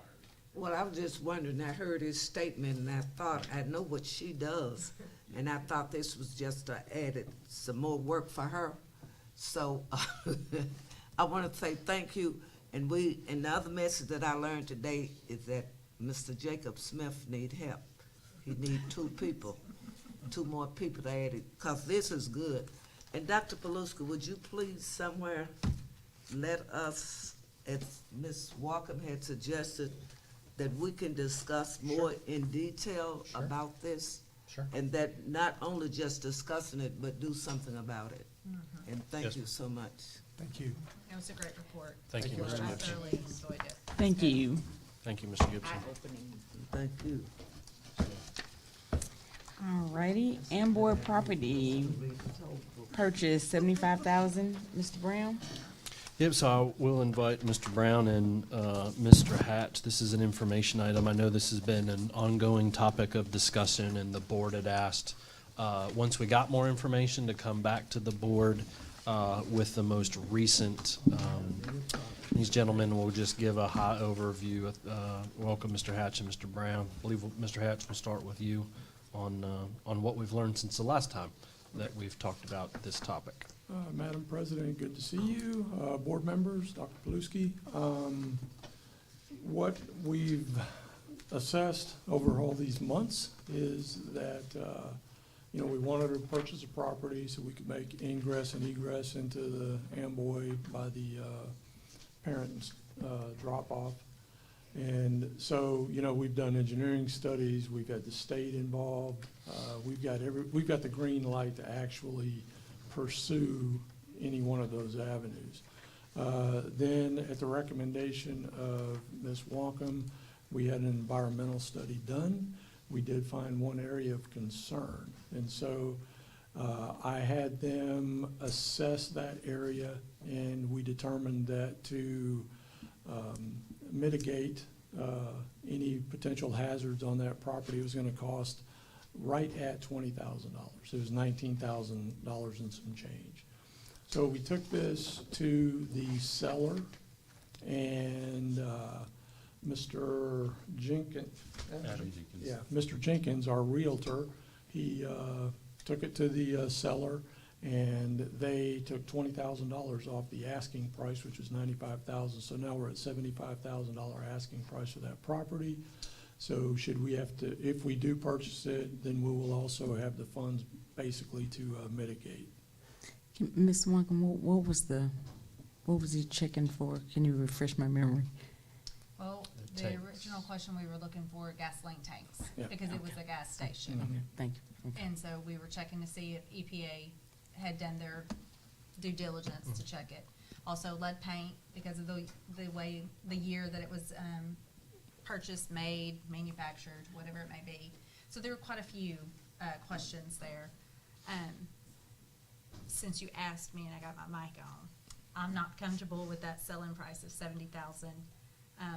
In 2020, they bought it for $45,000. They haven't improved it. If anything, we've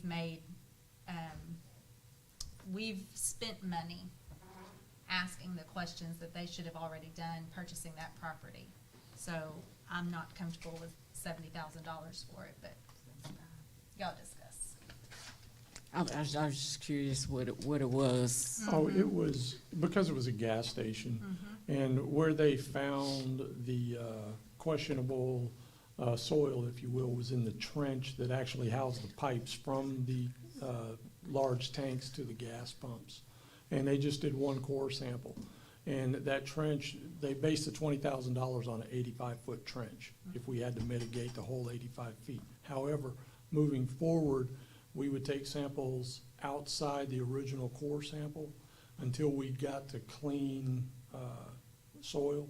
And we may only have to mitigate 5 feet, which of course brings the cost down. But, their thought processes in the $20,000 was if we had to mitigate the whole trench.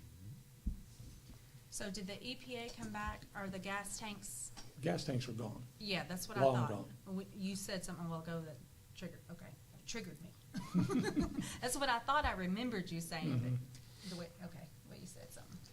Did you have any more questions? Oh, I got a whole booklet, but we okay, because, once we purchase it, then we gotta spend another $700,000 to make it that parking lot for 48 parking spots. So, yeah, I got a whole lot to say about this. But it's an informational item, so we're gonna move on. My dinner's in front of me. Come on, let's roll. Ms. West, do you have any questions? Were you about to say something, Dr. Paluski? No, I was just gonna say, if you do have more questions, if you send us those questions, if you want us to respond, we can do that, so just send, I would say, send those to Rhonda, and we'll make sure that Mr. Hatch and Mr. Brown, and then we can put them in the weekly board report, so everybody has responses to your questions. Okay. Ms. West? I was just gonna ask, and I mean, I guess it's probably more of a real, our agent question is like, if, kind of piggybacking off what Ms. Wancom said, is that like the best price that we could get? We'll have to pose that to Mr. Jenkins. Yes. Okay. But I can facilitate that and put that in your weekly board report. And then just answer that question and have a conversation with him about that. So even with purchasing, say if hypothetically, if we were to purchase it tomorrow, you can purchase the property and just hang on to it, and you don't have to worry about the construction issue as of like tomorrow. Sure, the board has the, the autonomy if they just want to purchase it, give us the authority to negotiate a lower price. We'd be happy to do that if you give us, that autonomy. And then you're absolutely right. I mean, the board could say, hey, we're going to purchase it, and we're just going to table it until we got some other big construction projects down the road. The board can prioritize and say, hey, not now. It's totally up to the board on when you would want to actually do the project. When you facilitate, I'm sorry. Go on. Thought you stopped. So I was just gonna say, so even though this is an informational item today, we can go back and say, hey, listen, we would rather kind of negotiate the price more on that 75,000. This is Being an action item. It's an informational item. Well, there was some confusion about that. You are Correct. And so, and I do apologize, there is an error where it says action, but I didn't want to bring it before the board as an action item and surprise anybody. Wanted to bring it as information, so there's discussion. So that's an error on our part. But if you give us the authority to, if you want us to proceed to negotiate a smaller price, knowing what we know in the information, we'll be happy to do that. We can go ahead with, Ms. Yeah, West, were you done? I would like to see that if that, that price could be negotiated more. I mean, because that's to me, a bigger, gap from where it was originally purchased. And, you're right, Ms. Wancom, nothing has been done to it, so it's basically as is, as it was before. all right. So if we could get it negotiated, that'd be great. Sure, we'll go back after this and Okay. work with our real estate agent. What was the Miss date W- and the price Hold that on you just a said? minute. Hold on it's just a okay. second. Are you I finished? have your answer. Go ahead and finish your question. 'cause I Well, have your actually, I answer. was going down. I got the- more, but it's okay. No, say yours. So, Go ahead. whenever you talk with the realtor, can you ask them to list what they did to that property, if anything? Because again, it was sold in 2020 for $45,000. I can share my notes with Dr. P or Sure. Ms. Colquitt, and she can share with the remaining of the board members, because I'm a nerd and I deep dived into this and I found who owns it, who, anyway. So with all that being said, what improvements were made, if any were made, and see if there's a lien on it. I don't think there is, but it said something in my paperwork, a lien, but I think that's just the mortgage that they have out on it. But can you just double check for me on that, because I didn't go into that. But it's an investment group that owns it. And at one point in time, to give you some history, if you don't mind, City Council was concerned about the noise that was going The to tire shop. Yes, because a tire shop wanted to purchase the property for like $55,000. And City Council was concerned because the noise that it would bring to the school of Amboy. Well, my counter to that is you've got fire stations right there coming in and out with sirens. You got the railroad right there, so you've got horns, and then you also have Camp Robinson. So that shouldn't be an issue. That was silly of them. But moving on, if we're gonna purchase this, $70,000 is a lot, $75,000 is a lot, $95,000 is a lot. And thank you for having them come down for $20,000, good job, Hatch. But that's not good enough. So if we're gonna purchase this, even if we sit on it, we still have another $600,000, $700,000 to invest in this property at some point in our lifespan in order to get it to the point of where we need it. And then we also have inflation, because I mean, you try to buy an AC unit right now, and 20 days from now, it's gonna be a different cost. And then it's gonna take 6 months in order for that AC unit to get to your doorstep. So my point is, let's just make sure that we're doing our due diligence with taxpayers' money and that we're getting it for bottom dollar. That's my point. And let me just say something real fast. I think the original concern with that was not only student safety, because you can have anybody go to a tire shop, and then on top of that, more of a constant noise versus an occasional noise. Because, you know, I live in that area, so the trains are not all day, just as well as Camp Robinson is not all day. I can count the times maybe a week that you will hear, you know, the sirens starting up at the EMS. So it's, I guess it was more of a safety issue, because you're pretty much walking distance to that particular piece of property. And I think the concern was brought to the attention because of the safety issue, and then also the noise pollution. That would be a constant 8-hour, if not more, thing. Ms. Williams, any questions? Oh, I have no questions, whatever Mr. Hatchfield that is deemed necessary. If it's a recommendation from the board that we try to get a cut price, I agree with it. I'll go with the majority. Ms. Dimple? When you said they take more core samples, how do we know they won't find more that has to be mediated? I don't know that I understand. Because they took, 'Cause it was- they took samples across the whole property. Oh, okay. And that's the only one that came up positive. Okay. So they would just take smaller, they would be smaller core samples just on either side of that to determine just how much hazardous material is there. All right, thank you.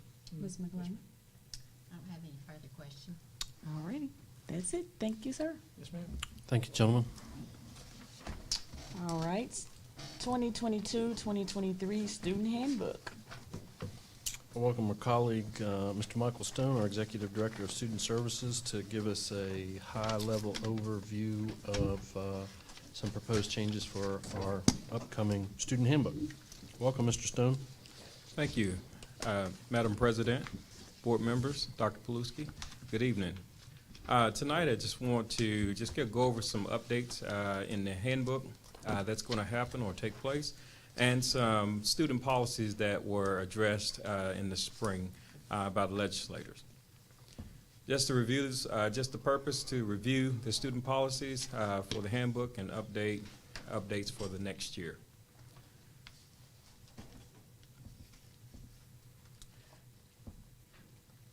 Okay, you in your package, you've seen these, and I'm just going to look at that first page. You will notice in there that each one of those policies that they addressed in the last session, none of those requires a board action, but I wanted to share them with you just so that you can see that there were some updates, mostly to the notes or some of those things at the very end of the policy, but the policy itself did not change.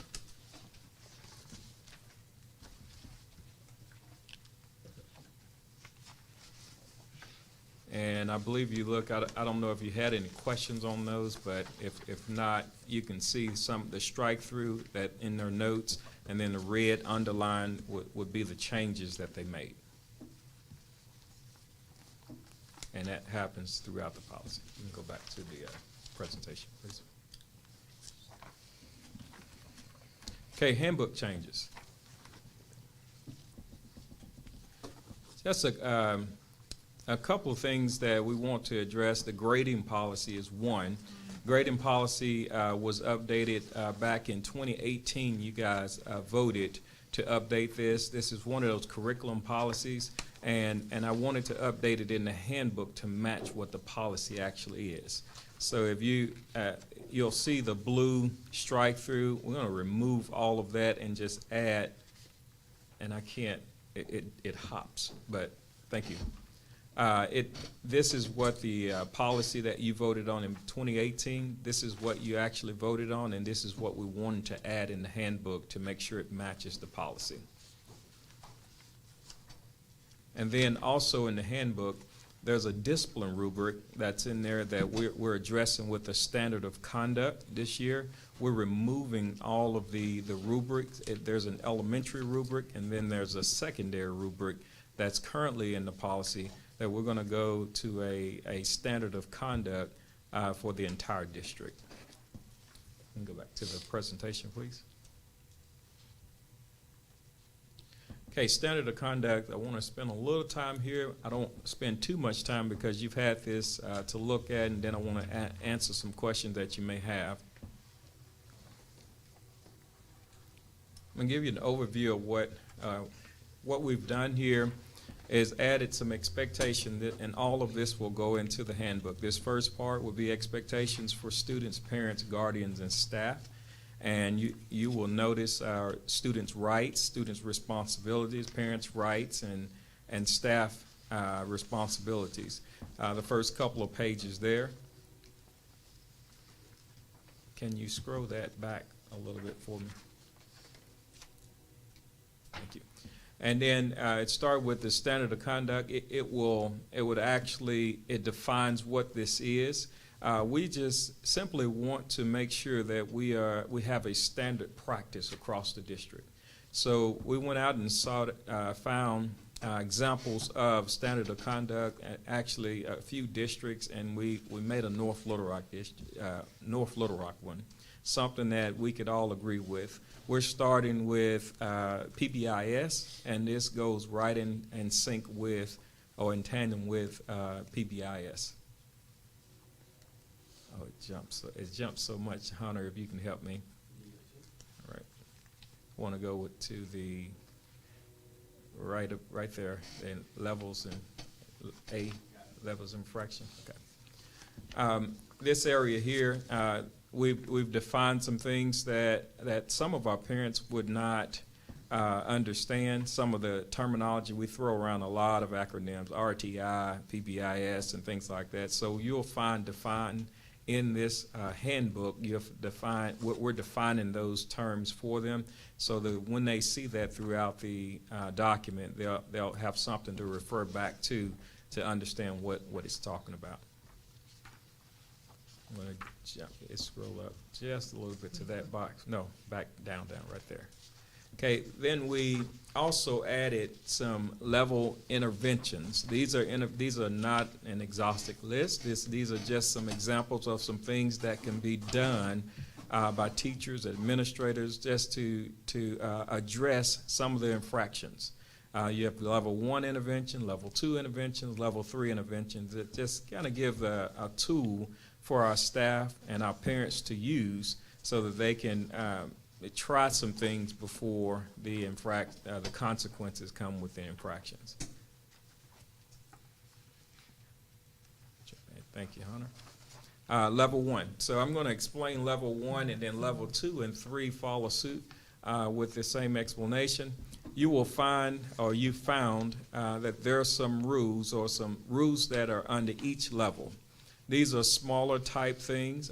All infractions are major when it comes to behavior in school, but these are the smaller infractions, 101 to 107. The parents often, as a parent, you would want to know, well, what did my child do?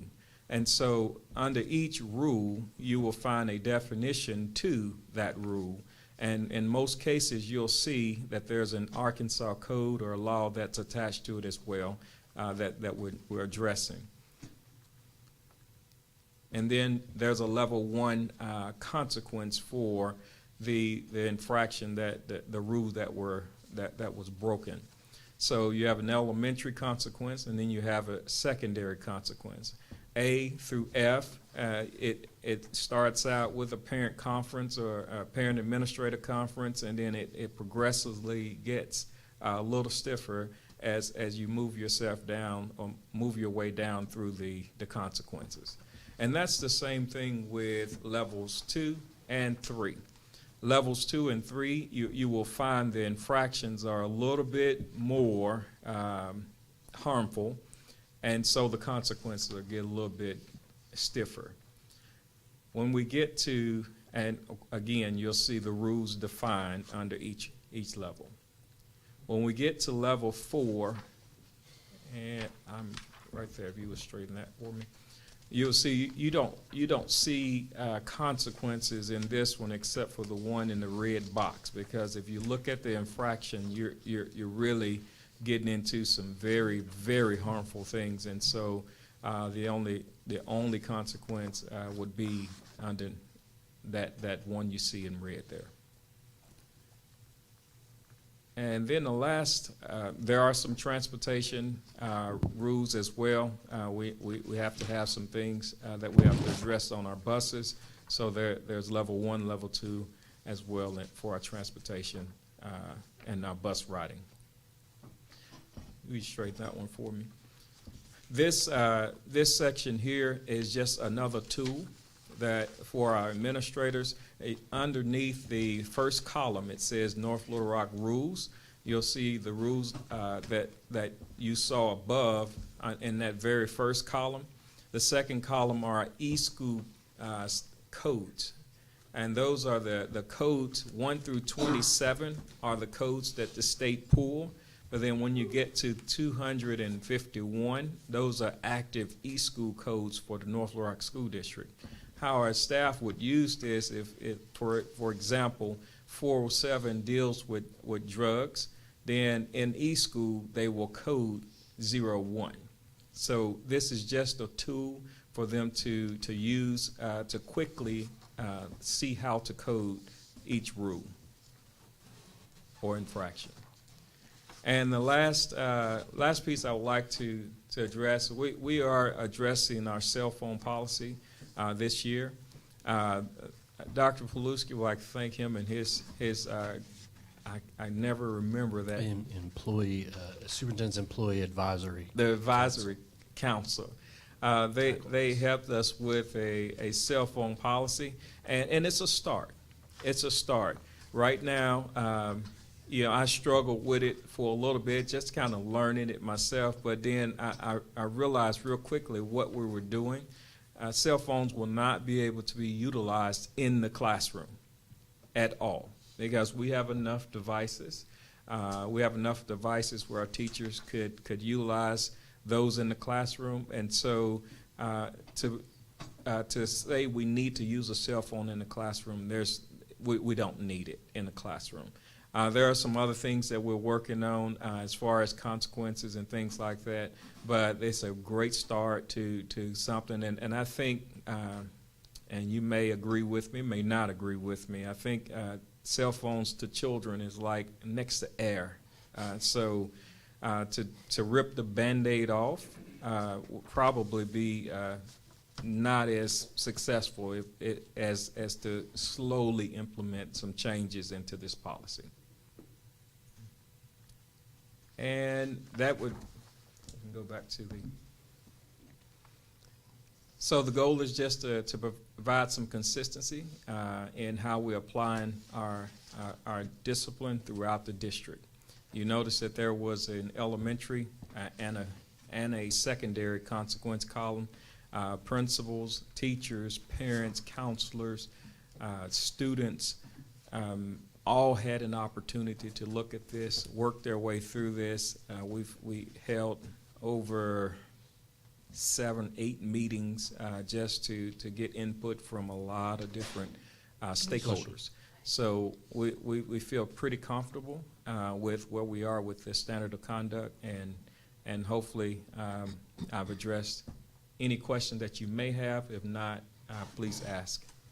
We'll start on this end. Ms. McLean, any questions? No. Ms. Temple? Looks good, thank you. Ms. Williams? Yes. I don't have no questions. I would just like for you to think seriously about with parents or something. The thing that bothers me most this time is graduation. I don't know what we're gonna have to do, Mr. Stone, kids' parents calling your phone and the day of graduation. And let me explain it this way.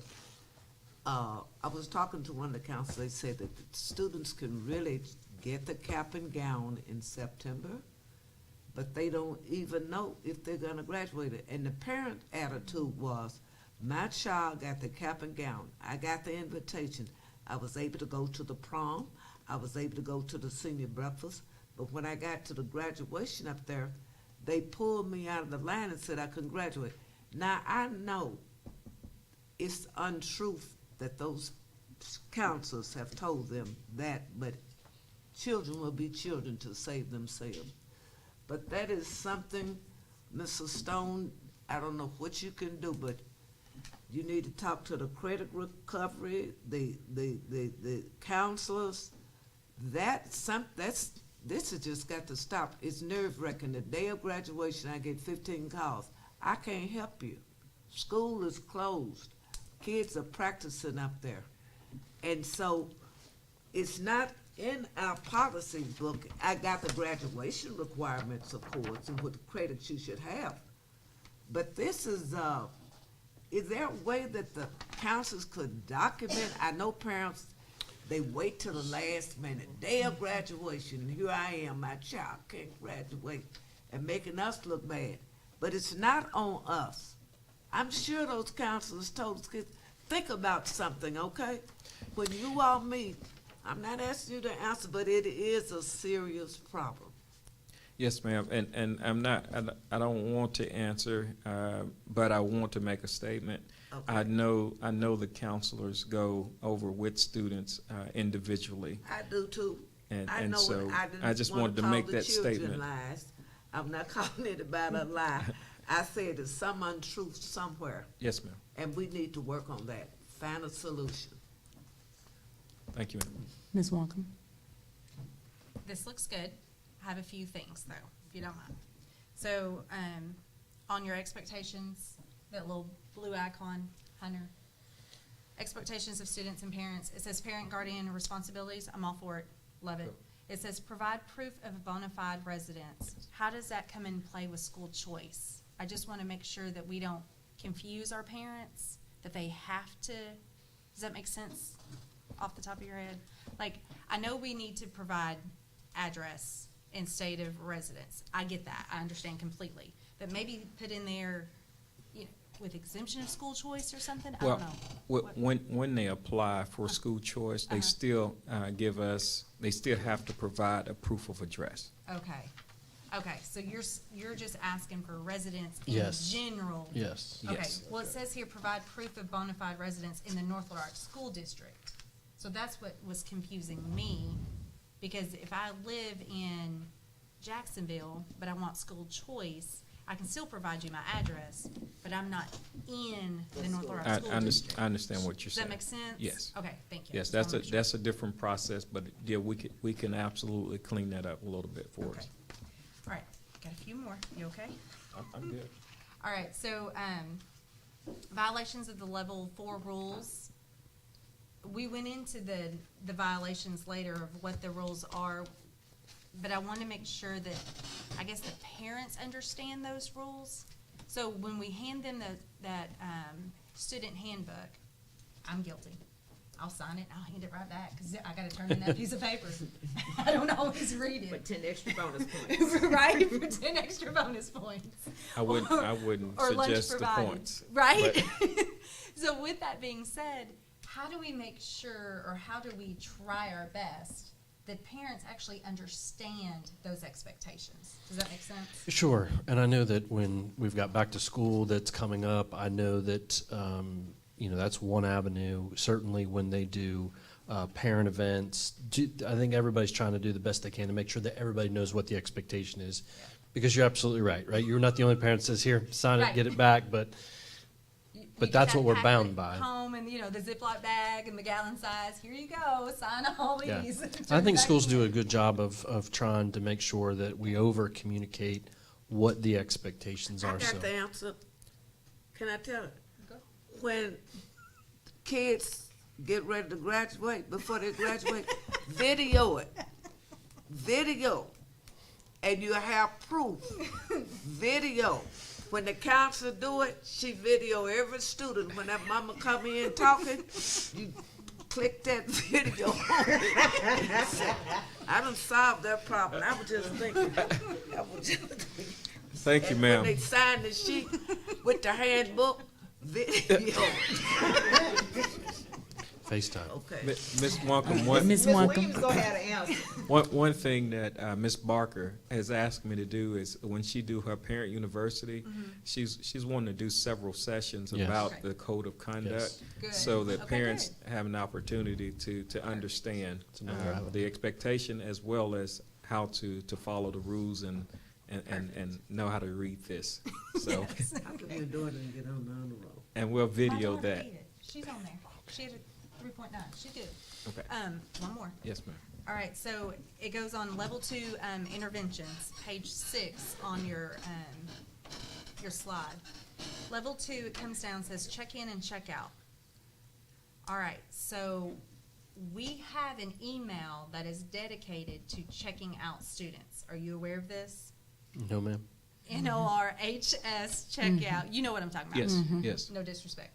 So with that being said, does that come in play with this check-in and check-out? Is that something we've considered?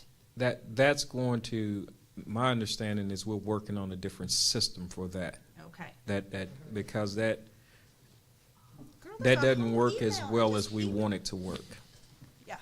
That gave us in the past, it gave us documentation that someone had permission to be checked out. But as you know, Anybody can email it. Right. students can clone. You just And said I it, just, Rochelle. okay. Anybody. And so we're, Next segue with that, also early dismissal. I'm all for it. We approved it. But with that being said, so now we have to have like a separate form to fill out for our kids to leave campus on early dismissal days. Can we have some clarification? You may have to deep dive into that. But like, I've got 2 kids at the high school, 1 now, and I have to sign a form, pretty much giving her permission to leave campus on an early release day. It doesn't no, say. early No, not on release. early release day, like the ones that we just put in the calendar. Well, I'm not saying you don't. No, if those are I'll district, forward you know, the email. yeah, that wouldn't make sense to me, that That- all that your doesn't parents make gotta sense sign to out me. if it's an early release. That's Now, why I'm bringing it up. now, if it's a school day and you're going to check your daughter out at noon for a doctor's appointment, then I could see that, but on a sanctioned early dismissal day, I'll send you the email. That doesn't make sense. so That's we'll. why I'm bringing it to his attention, because that's what's going on. Okay. What you got, Okay. Miss Hale? Okay. That was during the testing, when the seniors were testing, so they Okay, were so- able to be released. Did something different than the 9th and 10th graders. That's what that email was for, because the 11th and 12th graders could be given permission to leave after they did their thing. That was not an early release day, that was a testing situation. Oh, okay. Tomorrow's an early release day, and there is no checkout for that. That email came, I have a student at that school as well. That email came during testing, when the 9th and 10th graders were testing, and the 11th and 12th graders were doing separate. And that would make sense. Gotcha. Okay. Thank you. Gotcha. Thank you. That works. Thank you, Ms. Hale. Anything else, Ms. Wonkum? Did good. Got another one. Go for it. Page 11. Level 3, video voyeurism. So is that going to include our students posting things that go on within our student work day, school day, that involves other children, whether it may be an argument, a fight, or whatever it may be? Have Okay, we so, considered something so of that yes, nature? yes, and that's also addressed in the cell phone policy. If you will go down, that's addressed in that as well. Okay, so, hang on. I'm leading there. I got something before we get there, though. Level 1 transportation rules, page 18. Athletic, 509, athletic playing equipment must be in bag or to be brought to the bus. Golf clubs, baseball bat, I just want to make sure that those are not used as weapons. We don't hurt each other. You know, if I'm getting on and I'm just carrying my bag and I hit someone by accident, I just want to make sure that we take those things in consideration. Yes, ma'am. All Very of it, yes. Okay.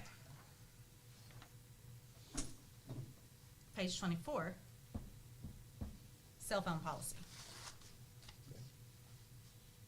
Go to number 8 on the bullets. Go down. In parentheses, it says, not sure if this is the appropriate response for North Little Rock SD, but may be a referral. We probably just need to remove that. I think that Yeah, was that's just a side note. notes. Yeah, Yeah, so- we'll remove that. Very good. Cell phones and other electronic devices must be stored in a location that's not visible by staff. Does that include a back pocket? Does I that- was writing. Say that again. It's okay. Cell phones and other electronic devices must be stored in a location that is not visible by staff or other students. It says, for example, purse, backpack, pocket. So we're good with like a back pocket, front pocket, jacket pocket, doesn't matter, we're good. Not visible. Okay. The second bullet point, no student cell phones or earbuds, AirPods, Bluetooth, yada, yada, y'all can read. What about with approval from teacher? So it's the end of the year, I don't have to take a semester test. Because let me stop right there. I hate to interrupt. You're good. But that would be problematic. Mm-hmm. Because the goal is to move toward a system where everyone's doing the same thing. Mm-hmm. And so if one teacher gives permission and one teacher says no, then now we've sent mixed messages. And so the goal is not to have it in the classroom. That's what the policy says, and we don't want to have it in the classroom. So we're expecting the teachers not to allow them to have it in the classroom. So that's going to come back to communication, and that's going to come back to make sure that expectation is known of teachers, because that's why I bring it up. Thank you for making my point for me. Because we need to make sure all teachers are on the same page. Because again, at the end of the year, if I don't have to take semester tests and I'm bored, what's going to happen?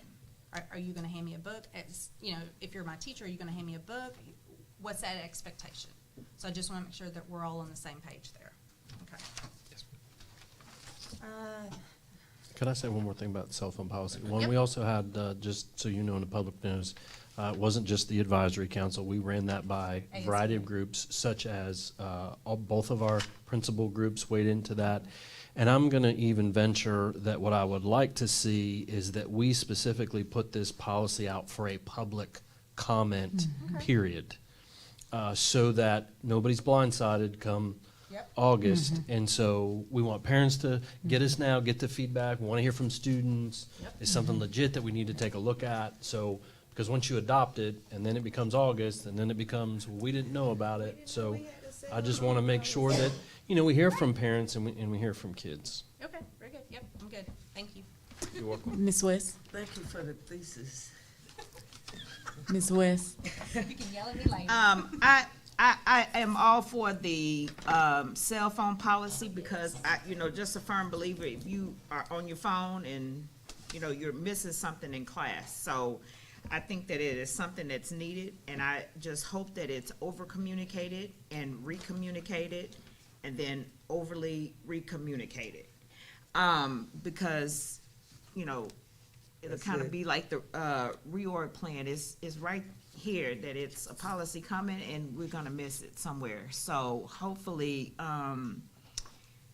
this will, help refocus the children back on what they're supposed to be doing, and that's to learn. And during tests, going back to in school, it was kind of like get a book or work on a project or study for your next test. So hopefully we can see test scores go up. So I definitely think that is something that is needed. That's all I have to say. One last thing before President. We did get a text from Dr. Paluski about the 11th graders trashing the school. So therefore, somewhere in that policy book, something needs to be said. What kind of discipline they will receive if they tear up the school again like they did. They used to be nice and just throw paper in the halls. Clean out the lockers. So there are no lockers anymore. Our halls should be clean. So that's something that I guess that will have to be discussed, because that is totally unnecessary. Thank you. May I say something? Sure. So it's been a tradition for more than 10 years. It's called Senior Takeover. Again, I have a child at the high school. There are some things that the school allows and sanctions for seniors to participate in. Anytime you turn up stuff, it's not sanctioned, and that's my attitude. That's what I'm saying. If we have to get custodians and stop school for safety of our students as well as our teachers, our staff, shouldn't be sanctioned. They need to find something back. Well, you know, let them come to your house and roll your toilet tissue. Now, that's a good thing. That's outside of the school district. That's We a don't senior need to be tradition. tearing up school, tearing up stuff to say that I'm a senior. Now, that, to me, tearing up and mess up to say I'm a senior, come on now, I know you got a level. I think, you know, and even Do with we have that, any I more think, questions for Mr. Stone? No, you're good. no, but yeah, I guess that needs to be a little bit more clear, because I guess with each grade, with each class that comes up, it's gonna be something new that comes about. And when I did see some of the pictures, it was a few parents were like upset that their child spent this money and now it's cleaned up. Well, I don't know, I guess they expected it to stay on the floor, but my thing was, you know, what if a student slipped on some paper and busted their head? What if a student slipped and had a seizure? Or what if a student slipped and passed away? Then now it's the school's fault that this was in place in the first place.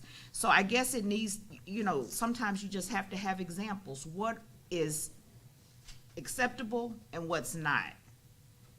That's it. What makes this school year different than last school year when they did it? I guess is more or less also my concern or question. There was no vandalism this year. There was vandalism last year. So there's no policy that directs or dictates. Yep. But we did have teachers, administrators involved in knowledge about said senior takeover day. So where was the breakdown of communication of what's allowed, what's not allowed, and How far do you go? safety hazards? So, yeah, not to get into a big conversation about this, but, and I was at the school today. And here's what I want to say. Number one is, we don't want to take away from any kind of spirit opportunity for students. Two, I didn't know that was a tradition here. I didn't hear anything about it last year, irregardless. The bottom line is that we have to make sure that hallways are clear and safe so that any adult or any child can walk freely, as well as from the fire department's standpoint. So it's more on the safe. It's not that, you know, taking things off the walls or anything like that. We're not saying that. We just have to make sure that the hallways are clear enough, the stairwells are clear enough, so that it's not going to be a hazard for anyone. So I met with both principals today, and we talked about, you know, next year, and again, we want to balance spirit with the same sense that we want to balance and make sure that any child or any employee that walks through that hallway, that it's safe. Or if there was a fire and you had to get out, that it was safe. So I know this is a hot topic. Yeah, we're not, but- and we don't want to be the fun police for any one Just a- student. We're not the fun Something police. need to be found another something, you know, it's too much, kids are doing too much these days, you know, this negative, and I wanna see something positive. Thank you. Thank you. Thank you, Mr. Stone. We're down to action items. The first action item is 10.1, election of board member. As we know, Mr. JT, because I don't want y'all to put his name, was the parliamentarian, and so therefore, the only board member that doesn't have an office is our new board member, Ms. McLean. And so I would need a motion to have Ms. McLean be our parliamentarian. Madam Chair, I so move that we accept of Ms. Valerie McLean as parliamentarian for the board. Second. It has been moved and properly second that we nominate or elect Ms. Valerie McLean as parliamentarian. Is there any discussion? There being none, all those in favor say aye. Aye. Any opposed? Thank you.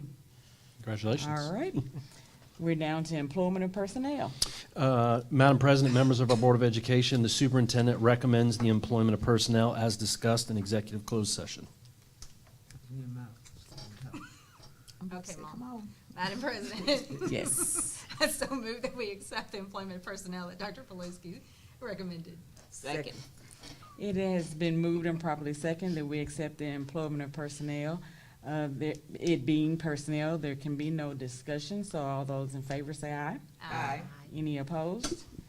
The ayes have it. It's been adopted. We're down to 10.3, proposed board policy, section 1, board governance and operations.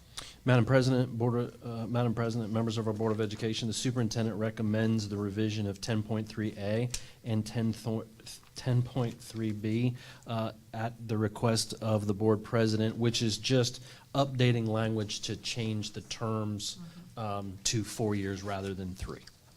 Madam President. Yes. I so move that we accept 10.3A and 10.3B as proposed by Dr. Pelosi. Second. It has been moved and properly second that we approve the 10.A. I'm sorry, I'm tired. 10.3, the board member length of terms and holdovers and qualifications of election of members. Any discussion? Yes. Yes. Previously, would you all tell me, at one time, we said that we would vote for board members in November rather than September.